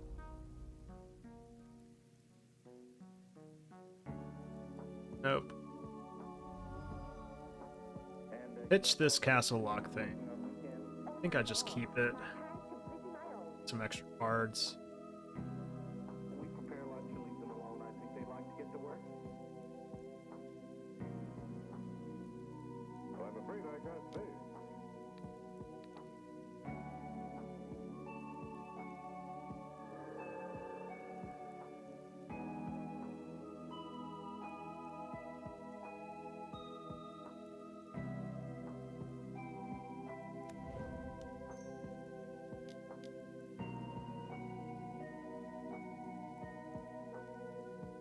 Start, right? That can hit Den of the Bugbear. That's actually not.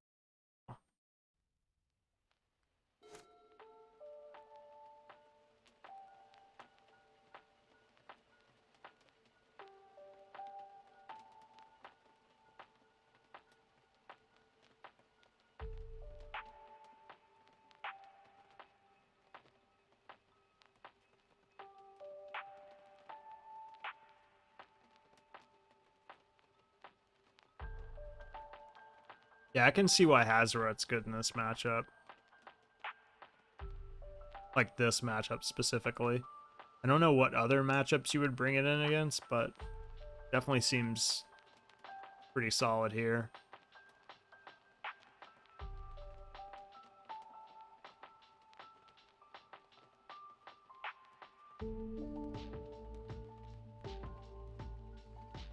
I know Misplaced Ginger has like a guide for this deck. I just don't, I haven't fully dedicated to it yet, like the deck I mean, but I think eventually like it's probably worth checking out. And for those of you that are interested, I am by no means probably sideboarding like 100% correctly. So he does have, I think I think he has a Patreon. Interested with a sideboard guide to this deck, and I think he won a challenge this past weekend, actually. Team's cracked against Phoenix? Really? You think so? I didn't bring it in against Phoenix. I don't know. Okay.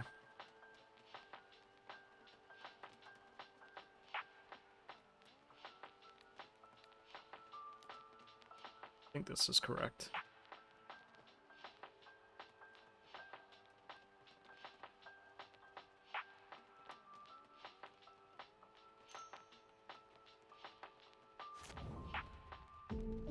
For red 4.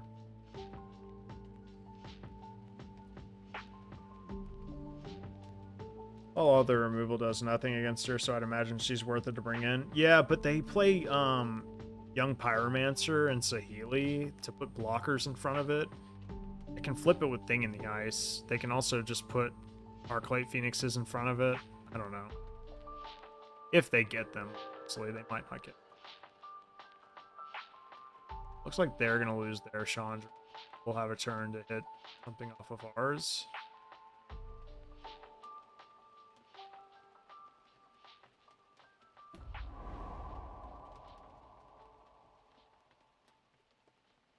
Discard their fake push here. Yeah.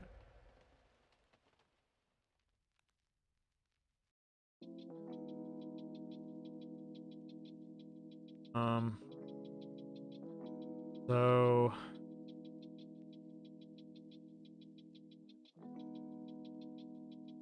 technically we have a way. I could Castle Lockthane, draw a card, then cut this and discard a card. Or I can plus Chandra first.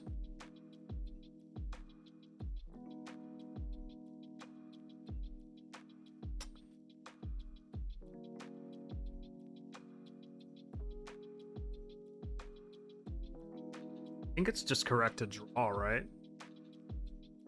Like draw off of Castle and then pitch whatever. Cut this. And just, I think we just tick up anyway, I guess. Oh, that's interesting.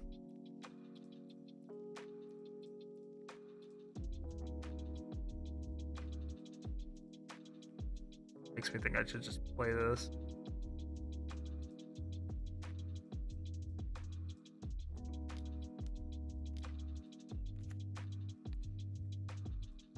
We get to hit our own Graveyard Trespasser and not let them keep.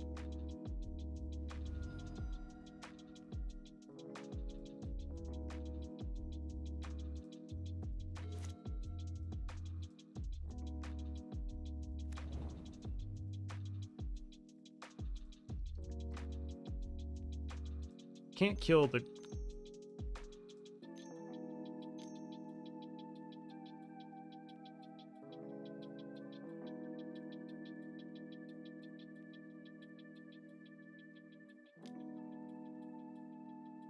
Just gonna attack.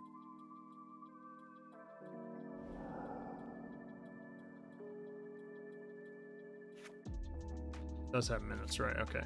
About to say, I think I might have fucked up.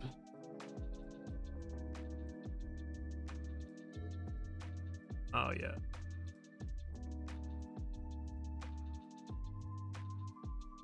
So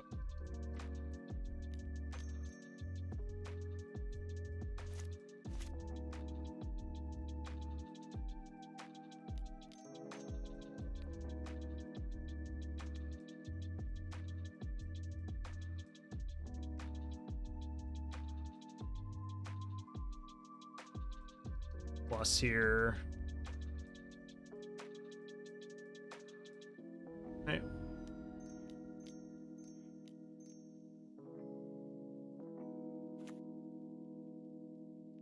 And I don't think we attack. Did we attack?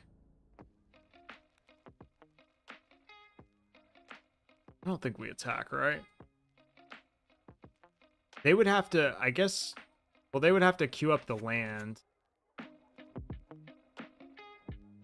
We just left back Graveyard Glutton. We could attack with Graveyard Glutton and just leave back Hazoret, maybe? Nah, I think I'm just gonna leave them both back.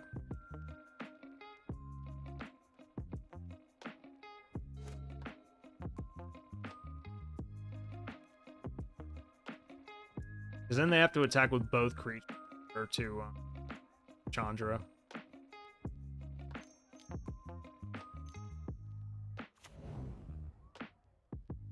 Goodness gracious.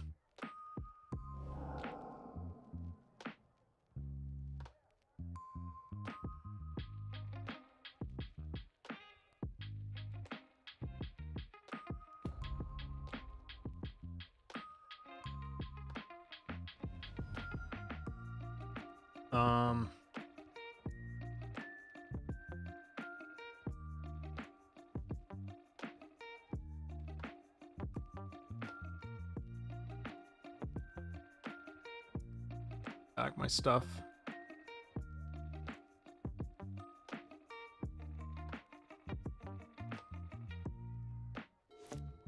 As it stands, I'm this game really do anything or answer anything.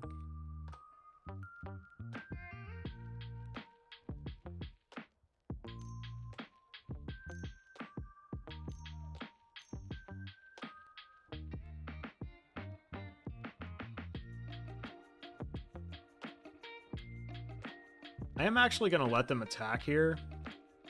Because I kind of want them to attack with everything. Yeah. I think this is going to get a concession out of it.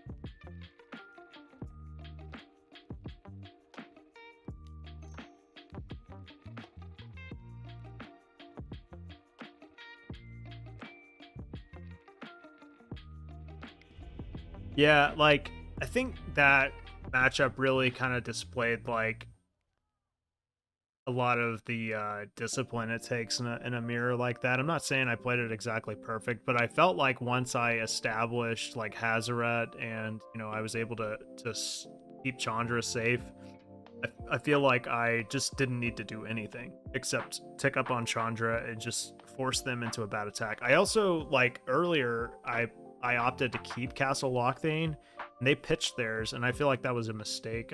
Well, I guess I don't really know if it was a mistake on their behalf or not, because technically I don't really know what was in their hand, but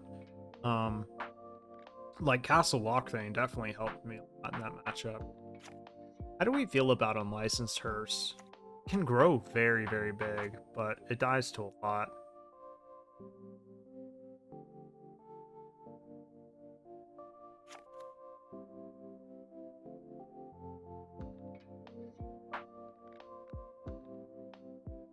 Bushes were very good for the manlands. I would probably cut them otherwise, but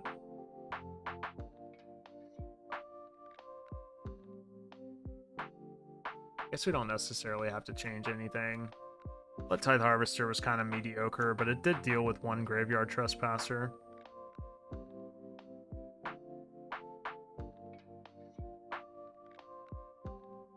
What do you guys think? Do you think we change anything? We'll be on the draw. Cruxa was... We're probably never going to get to cast Cruxa, right? Is it just correct to board this out? I feel like we are never going to cast it.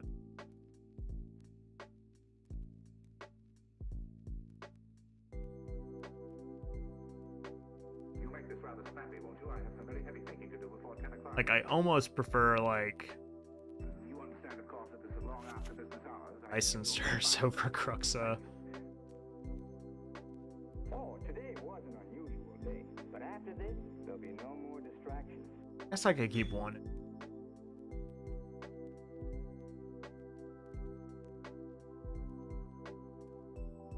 I'm gonna bring it for 12. I know that probably not gonna hit anything. Cruxa just so bad. Suppose I'll keep this.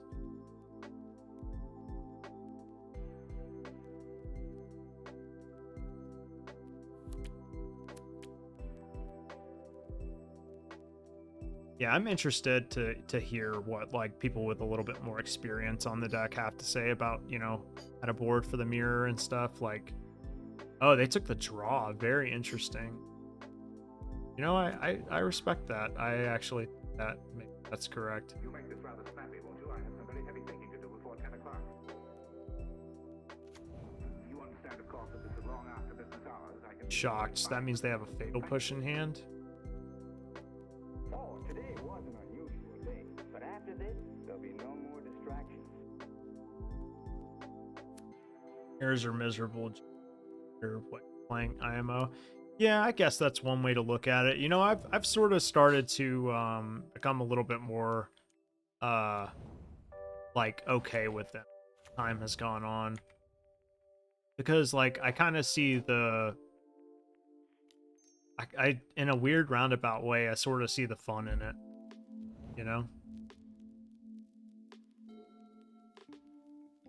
We're drawing our pass.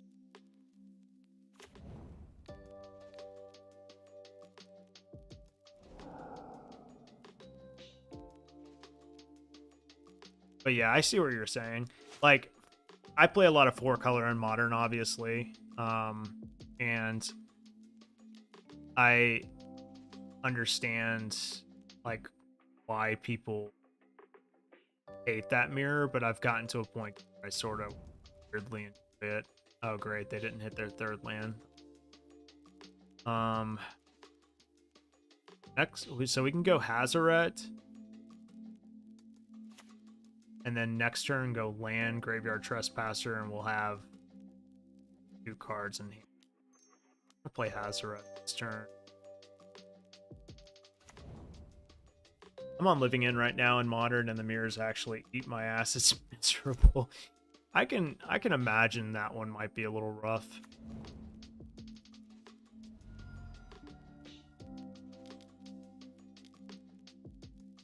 Okay. This is good for us. This is great, actually. Even better. See?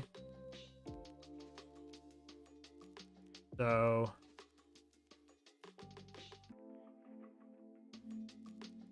I'm gonna play this on red, just in case I draw Urborg. I think we got this one, though.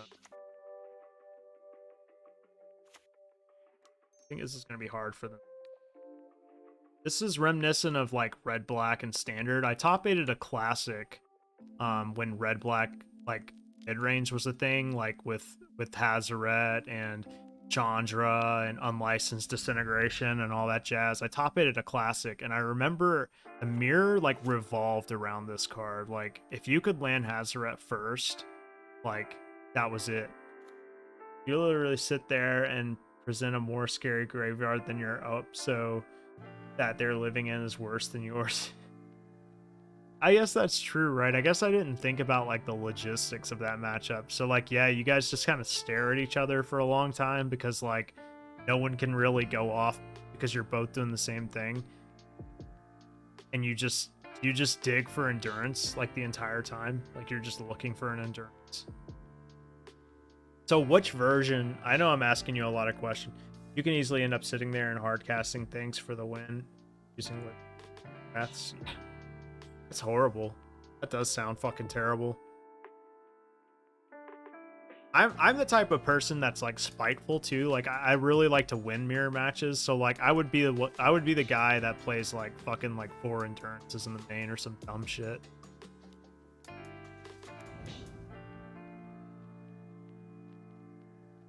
They're exiling their own thing. Sense. Kind of don't want to discard anything.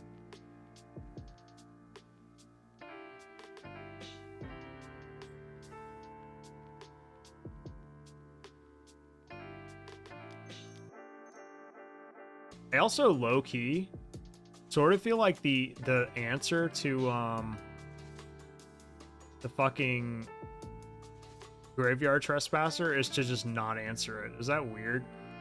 Like you just make them answer the fucking shit. Like, why am I gonna 2-for-1 myself when I can just ignore this card?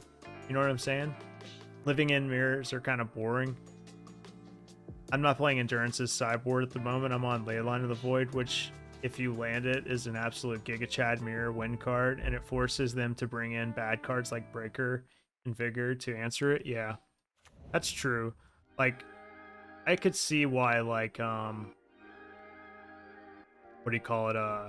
I would probably be on fucking Leyline of the Void too. That sounds like a real card to bring.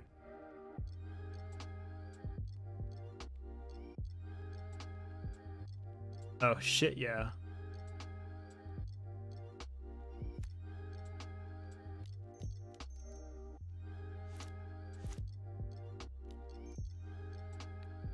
We dreadboard this, right? Oh wait, I kind of fucked up. I don't think it matters though. It doesn't matter.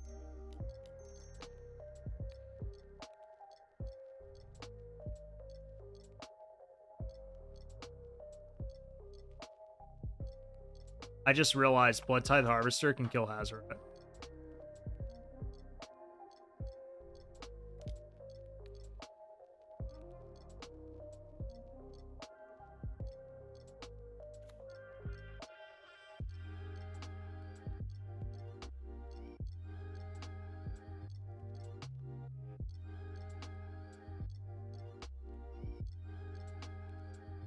Endurance is crazy good in the matchup 100% because there's no reason to keep subtleties in unless they know you're on endurance side, but I prefer a ley line as a hard answer. Can't be subtlety, can't be countered, etc., etc. Yeah, definitely.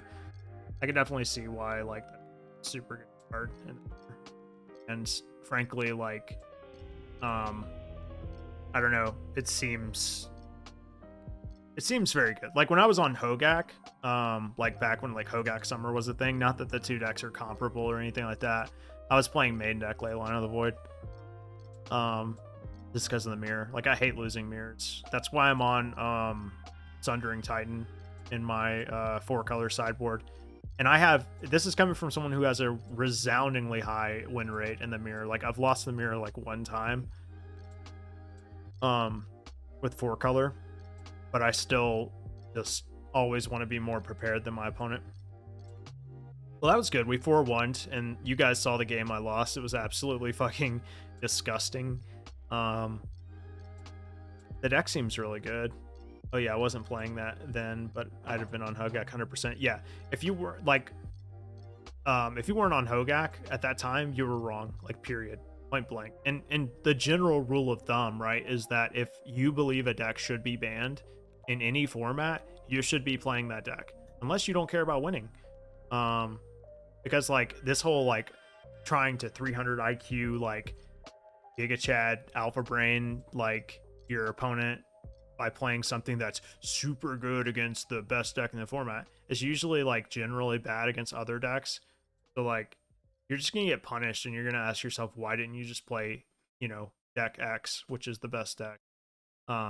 That's in the circumstance that there is a like deck that boasts such a high win rate that it should be banned, like anything over 60%. My buddy is a G-Tron simp, and he was just slapping Hogak players with mainboard relics and ley lines. Yeah, and that's what everybody did, right? They tried to combat it. You know, they tried to play like whatever their pet deck is. I will tell you that I had a friend who was on humans, and he is a really, really, really good player. And humans had like an oddly good Hogak matchup. I can't remember why. I don't know if it was like Meddling Mage or like what it was, but it was something that like also their humans dying exiled bridge from below, so like just a weird interaction. I don't know. I can't remember what it was, but like he ended up almost top 8ing that open during Hogak Summer. I scrubbed out in day 1. That was like one of the few didn't get there. Is there anything that we would change about this deck? Like I lost a mono green, and I don't even really count that as a loss because like what happened. Admittedly, I wasn't. Oh yeah, I read that, but yeah, I mean that was an interesting time in Magic. It wasn't fun. I'm gonna tell you that much right now. Like, kind of fucking miserable. Not having fun at all. Let's see here. What did the decks that won last weekend play? Like as far as red black is concerned. Here's Rakdos Midrange from this past weekend. They are pretty much on the same 75. They're playing an extra Dreadboard. It's also on an unlicensed hearse in the main. Guess it's alright. Lifebane Zombie is pretty good against green.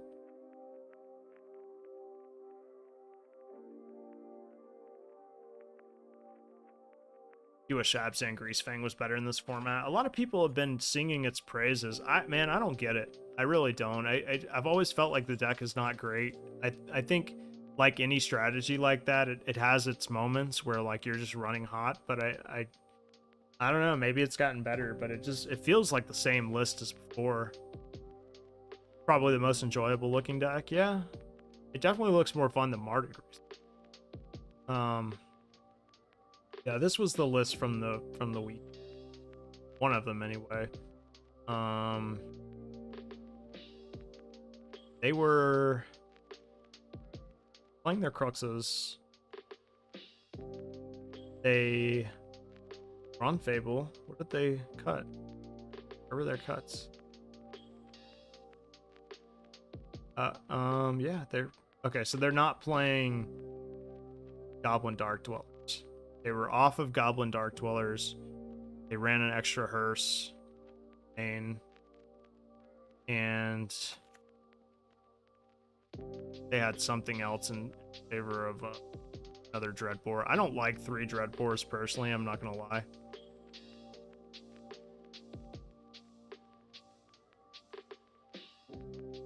Yeah. Yeah. It definitely looks bad for the Greasefang deck. Any Greasefang deck, really. I like Lifebane Zombie. I don't know if it's just a meme. It's obviously specifically for Monograin.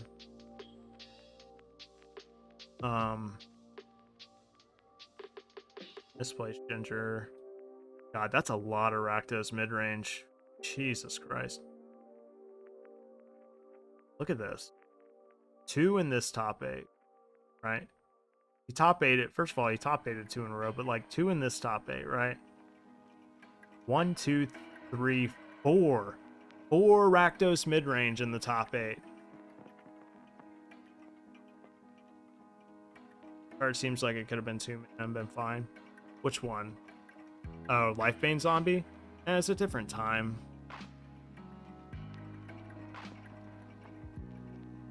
I've definitely played Lifebane Zombie in a sideboard before. So, this place Ginger is opting to play 1 Sorin over a Kalitas, which I find interesting. He is off of the Goblin Dark Dwellers in the main, which, I'll be honest, like, I never drew Goblin Dark Dwellers, so I really don't know if it's good or bad. I've played it in Standard. Felt pretty good. On 2 Tenacious Underdogs, which, once again, I never drew them, so I don't know if they're good or bad. I mean, they're probably fine. I didn't play against Control, so, like, that's really the matchup for that. Also on Epic Downfall. Pretty much the same sideboard, although it looks like he's off of Hazaret. I feel like, damn, with all this Rakdos midrange, how could you be off of Hazaret, you know? He beat it. I think probably just out of experience in the matchup, honestly. They're on Hidetsugu. They were also on.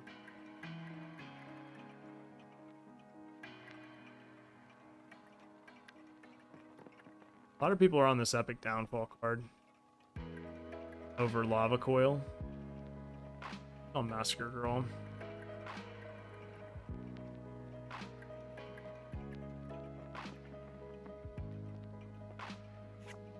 Do we like? What do we like about? What do we like about Epic Downfall over Lava Coil? What does Epic Downfall answer that Lava Coil doesn't answer? They're both sorcery. Epic Downfall exiles a creature with converted mana cost 3 or less. Ruxa? But like, Ruxa gets boarded out in the mirror.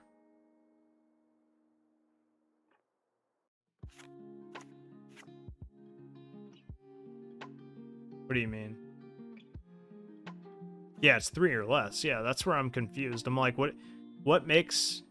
Because in my mind, Epic Downfall doesn't hit a Phoenix. Now, granted, like, you don't expect them to get a Phoenix live, right? But they could just hardcast it. So there's got to be a reason. Also, Rending Volley is good.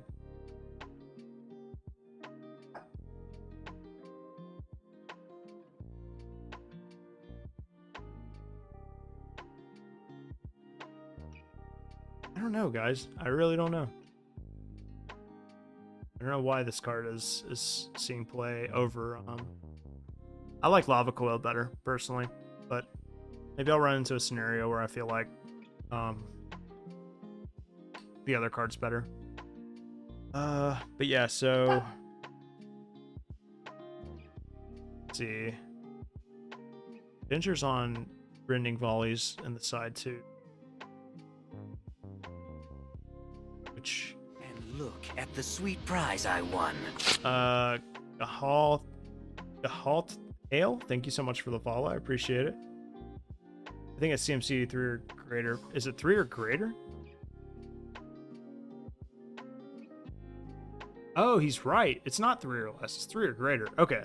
Now I see why this card is better than Lava Coil. Because it does hit Hazoret, which is important. Okay. This makes more sense. Thank you. Yes, yes. That is a really good point. Okay. Now I prefer Epic Downfall. That it did not take much to sway me. Literally just change one word and the card is instant. So that makes, I guess that makes more sense, right? He's fighting a fucking T-Rex or something.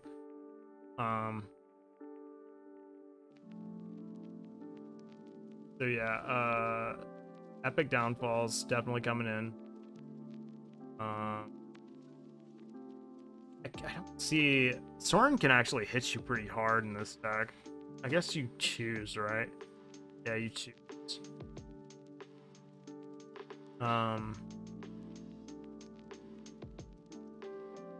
But then you like lose a sideboard slot for putting in a Kalitas on the side.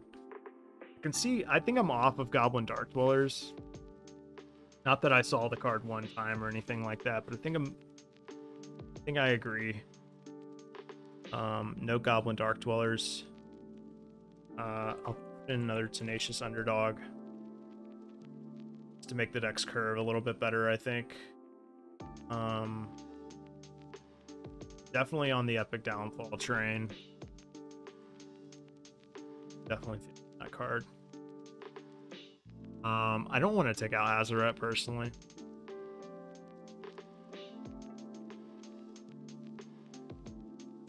And other than that,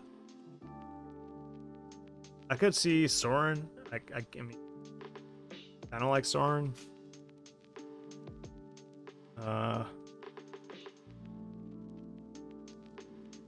Like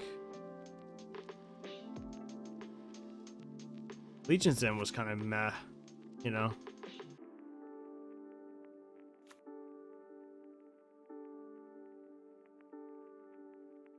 That.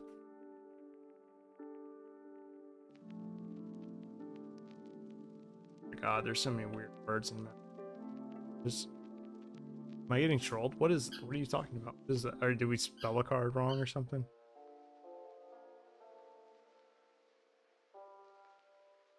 What is that card?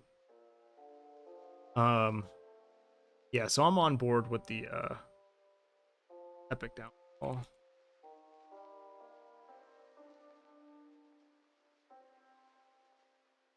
Epic Downfalls off the Dark Dweller. Tenacious Underdog. 2. And then I'm just trying to think of like a card that's like, I've been seeing people playing Rending Volley. 4 damage to a lighter blue creature. I mean, there has been like kind of a resurgence in humans, but I guess like Legion's End kind of answers that even more cleanly. I guess I'll leave it for now. Yeah, I'm cool with this. Oh, Evelyn the Covetous.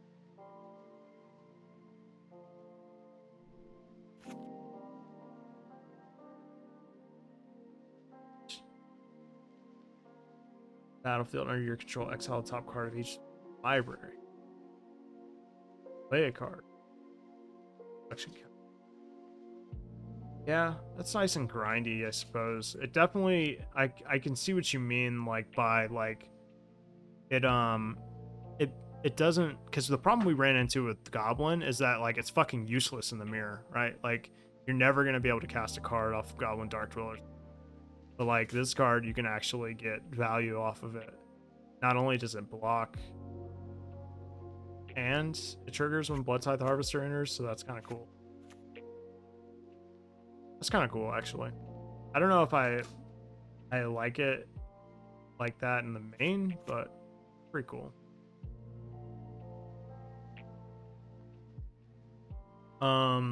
Yeah, I think like this. The rest is fine. So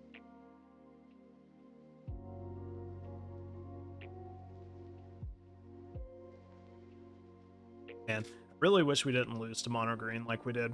Like, that was a great league, other than that disgusting way that Mono Green just absolutely dismantled me on their one land keep. But it is what it is. Yeah, this is how I would update the deck, I think. I do want to run Sorin, but can't think of a way to fit it. I mean, cutting Kalitas seems wrong. Card is just so good. It's a lot of different decks. I mean, I can't tell you how many decks I've just ran away with the game because of Kalitas in a way that it's just a brick wall in this format in a lot of ways. It's outsized by green and stuff, obviously, but let's get these cards. And I think I'll play one match, and then I think I'm... Appreciate you guys watching, too. Awesome. Thanks for helping me kind of, like, figure things out and get a feel for the deck. It's not a complicated deck by any means, but I want to make sure I'm making, like, correct decisions and stuff. It is one of those decks where it's, like, there's a lot of little things you can sort of add up. So 4-1 left for...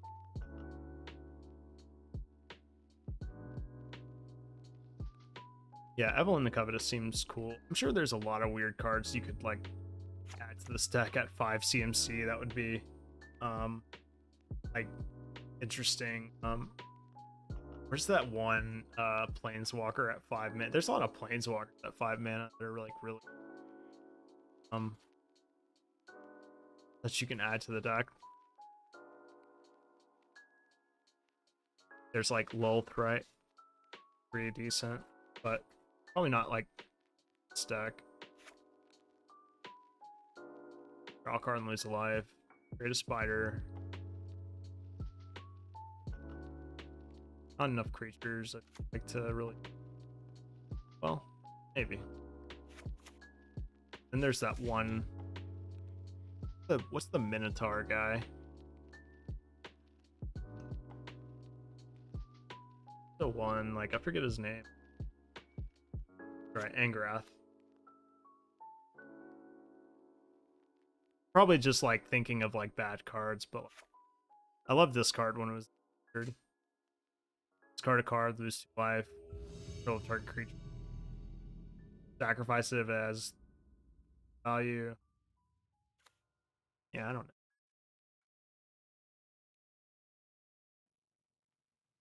I've got Phoenix and Mono Blue Spirits. It's probably just Spirits. You like Spirits over Phoenix? I personally would choose Spirits. Or, I mean, Phoenix, sorry. Over, I'd choose Phoenix over Spirits, I think, any day. But it really all depends on, like, how much you... I was told, I'm not saying this is true, but I was told that Mono Blue Spirits is not great. And that it really only does well when it, like, wins a lot of draws and draws really well. But that's probably just an oversimplification. I mean, it clearly continues to put up results. I wouldn't call it a tier 1 deck. Normally I'm a red-black player anyway, or a combo player, but there's no good combo in Pioneer. I need to buy into red-black Pioneer mana base. Yeah, probably not a bad investment though, right? Yeah, like, imagine if this was a Goblin Dark Colors, like, be a worse hand. But I see what you mean. I personally would either invest into red-black or just play Phoenix. I think Phoenix is among the best deck in the format. Like we talked about before the stream, Phoenix has a higher ceiling, but red-black has a higher floor. It really just depends.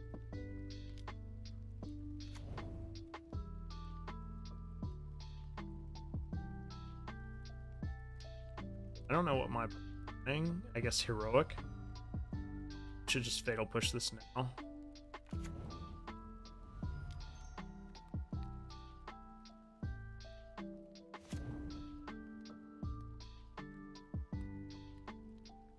No, it's not a bad investment for sure, but it's not something I can invest in.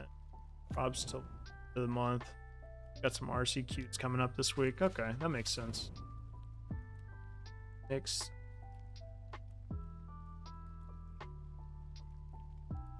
So, casting Dreadbore on this is good, but like it punishes me if they play land feather, but I'm gonna at risk, I think. I like the prospects of keeping an instant speed removal in my hand. This feels like a good matchup for me, but I can certainly see how maybe it'd be bad. Or could get bad, I suppose.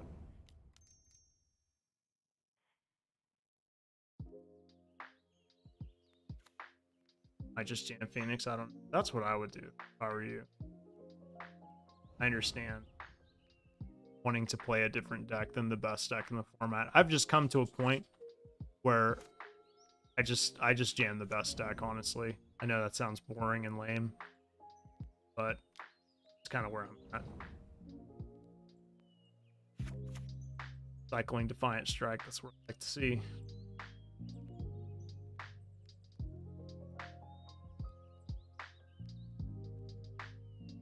Back here. They do play one haste creature.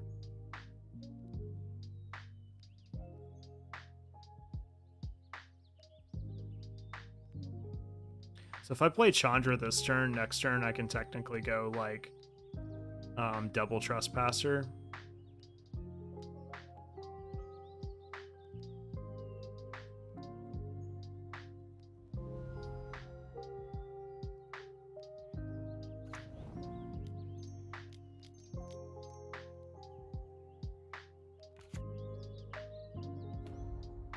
It does ruin the element of surprise with Chandra, but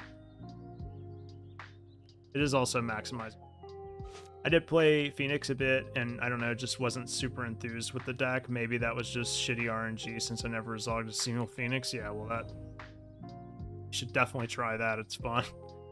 I understand. I mean, sometimes you just have a bad run. I think that deck has a super, I know I keep saying it, but super high ceiling. It also has a big learning curve. Like, not that you didn't play it well or anything, but like, there's a lot of room for growth with that deck.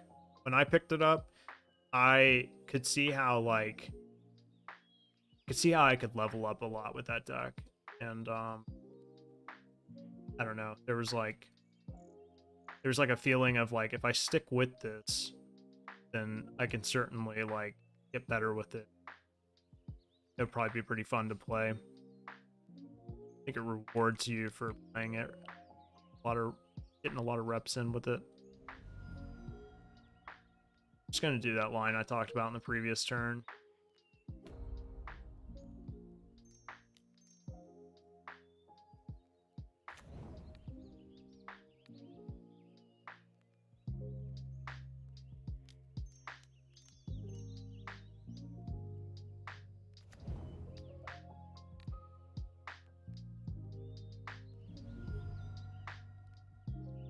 Not gonna play a land here just in case I draw like something that I can pitch a card with.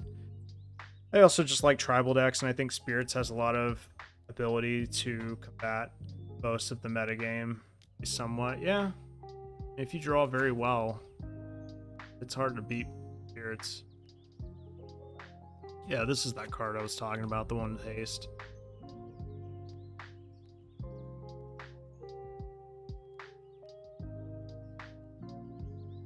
Now they could have Brave the Element.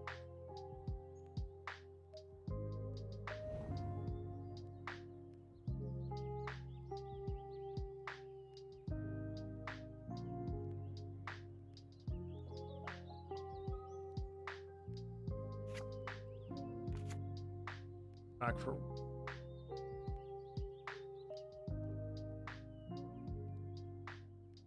did the game. Put one card on the bottom. which is not surprising. I mean, running out of outs here.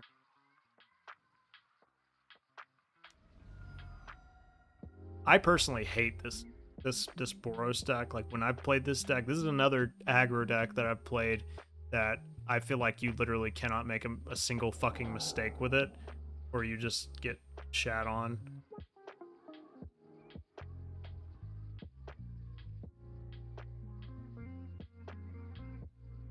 See, like now I have all these attacks.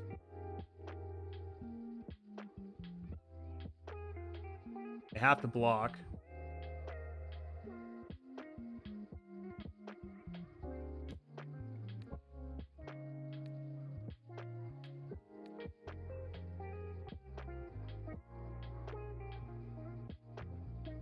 Now they just lose because we drew Bone Crusher Giant, but like, I mean, they were dead on board anyway.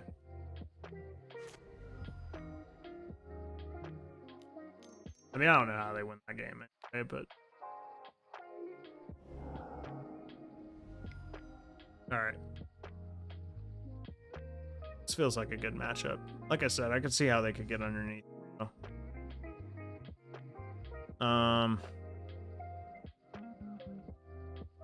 Boros Heroic. Chandra probably just too slow, right?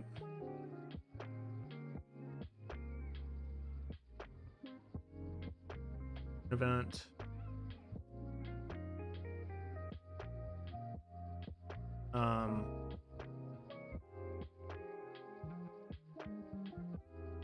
This is actually like unfortunately a matchup where like Lava Coil is better than Epic Downfall.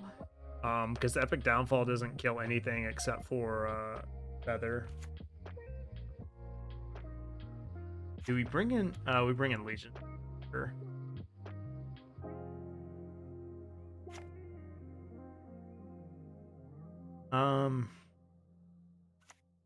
Despair, is that a card we bring in? It's slow, but like probably better than like a Cruxa. I don't know if I agree that you need to draw well to combat stuff, to be honest. And just presenting a few fires with the Lord can be super hard to deal with. Combined with like a slip out the back or a counter spell, it can just be game over. Yeah, I mean, I agree the deck is consistent. It puts up a lot of results still. Of course, I'm just repeating what like people said. I in no way endorse or believe it's true. It's just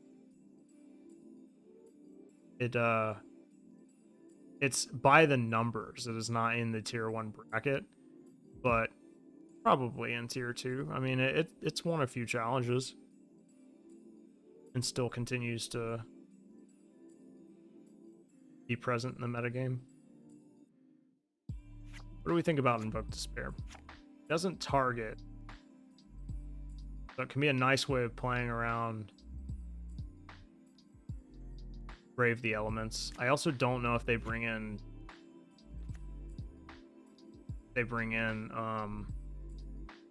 Planeswalkers in this matchup. I like Duress though. I like being able to see what's in my opponent's hand and know what I'm playing around.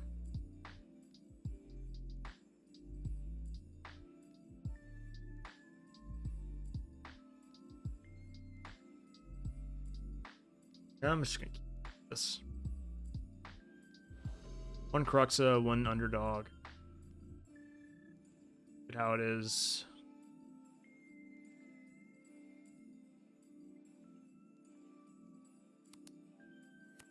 Sort of slow, but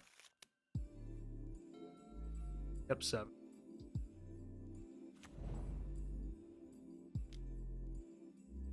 Okay, no turn 1 play.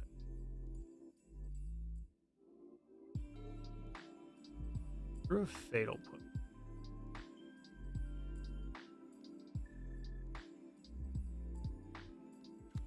I'm going to arrest them first. Just get perfect information here. Even though I could probably just leave in. They have an Adonto Vanguard. Pay for a life and probably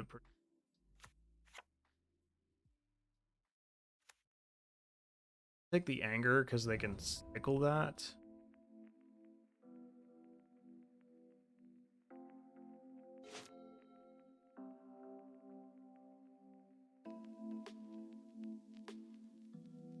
Vanguard is probably.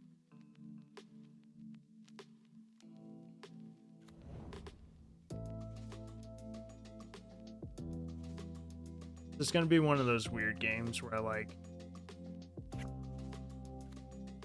Oh boy, oh.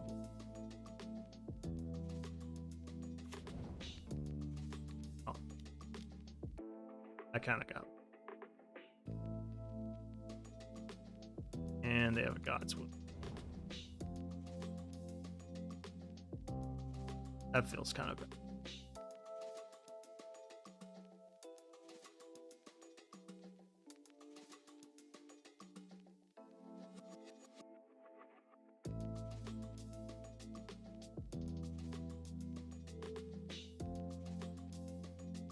Wow, that was pretty good. Game is easy when you top tech answers. Boy, you missed the fucking game where this is just karma, okay? You missed the game where my opponent was on mono green, kept a one lander. I know I won't shut up about it, but I deserve to rant because they kept a one lander on the draw. I thought seized them and they what was it? They had like Llanowar Elf, Wolf Hollow Haven, a bunch of shit they couldn't cast, right? 3, 4, 5 mana. They proceed to draw lands for the rest of the game. They drew a Nykthos, like, in perfect timing, and then, like, to cap it all off, they drew a Fiora to, like, just win the game on the spot. It was disgusting. They kept a one-lander, mind you, with a mana dork. So, like, against red-black, they kept a one-lander with a mana dork. Okay? Like, that was their plan. One land, one mana dork. I'm done. Okay, I'm done ranting. I'm just saying that's happened. And they won. Shouldn't be able to, no.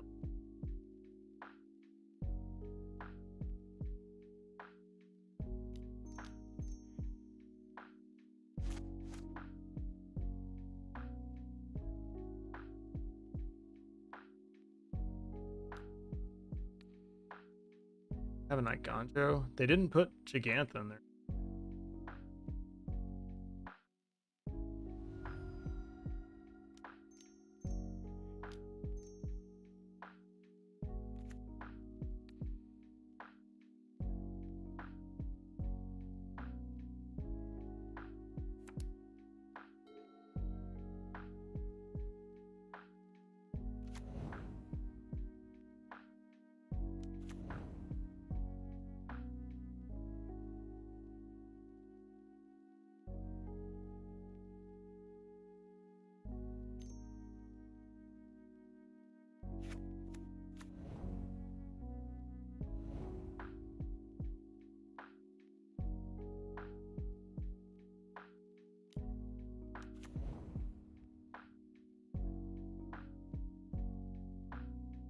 This is gonna be a pretty fucking funny turn, considering what we know.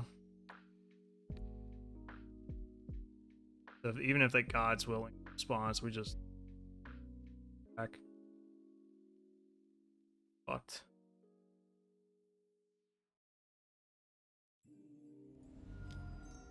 Damn. Wasn't your day. So I don't really see the prospects of playing Boros Heroic when, like, the best deck in the format, or arguably the best deck in the format, is Black Red. Literally plays so many fucking unreal.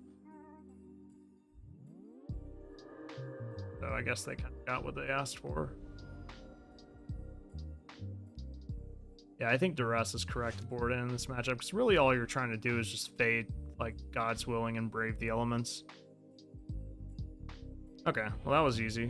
Well, I think that's going to be it for me tonight, guys. We're currently 5-1 with the deck. It seems really, really good. We've beaten... Just now, we beat that, obviously.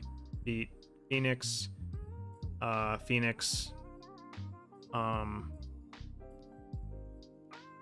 Jun Sacrifice, and Mono Green with lost to Mono. 1-1 against Mono Green. That feels like kind of an iffy matchup, maybe a little bit unfavorable. But yeah, I mean, overall, I think this was a good showing for the deck. And I mean, obviously, these are like my first reps with it. So I think this is a good example that like any old dude can just pick up the deck and probably do pretty well with it. So if this is something that you are interested in, I recommend it. I would also just recommend like Phoenix and Green, probably my picks for right now in Pioneer. But yeah, appreciate you guys swinging by. I am going to be streaming tomorrow as well. We'll probably play some more Pioneer. Don't know if I'll continue to play this. Maybe we'll change it up with something different. But we'll see. And if not, we'll just play like maybe play some Legacy. I've been seeing some cool decks in Legacy lately. Like I really want to try Bant Control and revisit that deck. It seems very good right now. Kind of burnt out on 8 cast. But I've also been like messing around with some brews. This was like kind of a callback to the Aspiring Spike deck. He asked the question of like, could this deck be played in Legacy? I was like, that's an interesting question. I don't know. I was thinking like maybe Throsta could be good in Legacy, but probably not. Who knows? Anyway, I wouldn't play this. It's probably bad. So you know. There's other good decks. Blood Moon Aggro has been a lot of play. Maybe we'll play Mono Red. Mono Red Stompy. That deck is like picking up a lot of steam lately. And it did good in the challenges. I think it top 4 challenge or something. My dog is barking at cat sitting in a box right now. So anyway, appreciate you guys swinging by. It was really fun, and we'll be online tomorrow. Like I said, streaming more Pioneer. Yeah, probably quiet, buddy. But appreciate it, guys. Play Blood Moon Aggro if I didn't need traders and paper. Instead, we make Merit Leech. Yeah. The mono black Merit Leech deck is pretty sweet. Yeah, that deck's pretty sweet.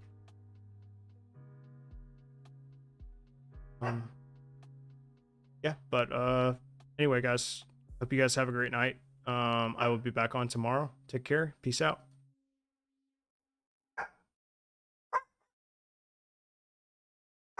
They just didn't have the Brave. Maybe they didn't want to cast the Brave. But I feel like if they had the Brave, they would have cast it there. Okay, this is fine. I mean, I'm winning the race. And I still have Decay. Danny, thank you for the raid. Appreciate the buddy. Isn't the Ganjo one less to do Legend? Yeah, but the Brave costs 2. If they cast Brave, they don't have enough to Ganjo. Because they need 2 for Brave and 2 for a Ganjo. Because the Thalia. Bubba. Okay. Your brother's fine, Bubba. So, Just sitting in a box. what happens here? Farming. I cast Decay, they Brave, and I just play Trespasser and pass? If I just, like, attack with Rhino and let them trade for Specialist? That's like an okay trade, right? I'm still pretty ahead, and if they go to cast the Brave, then I have the Decay. Swing with all? No, they just block the Trespasser. That's bad.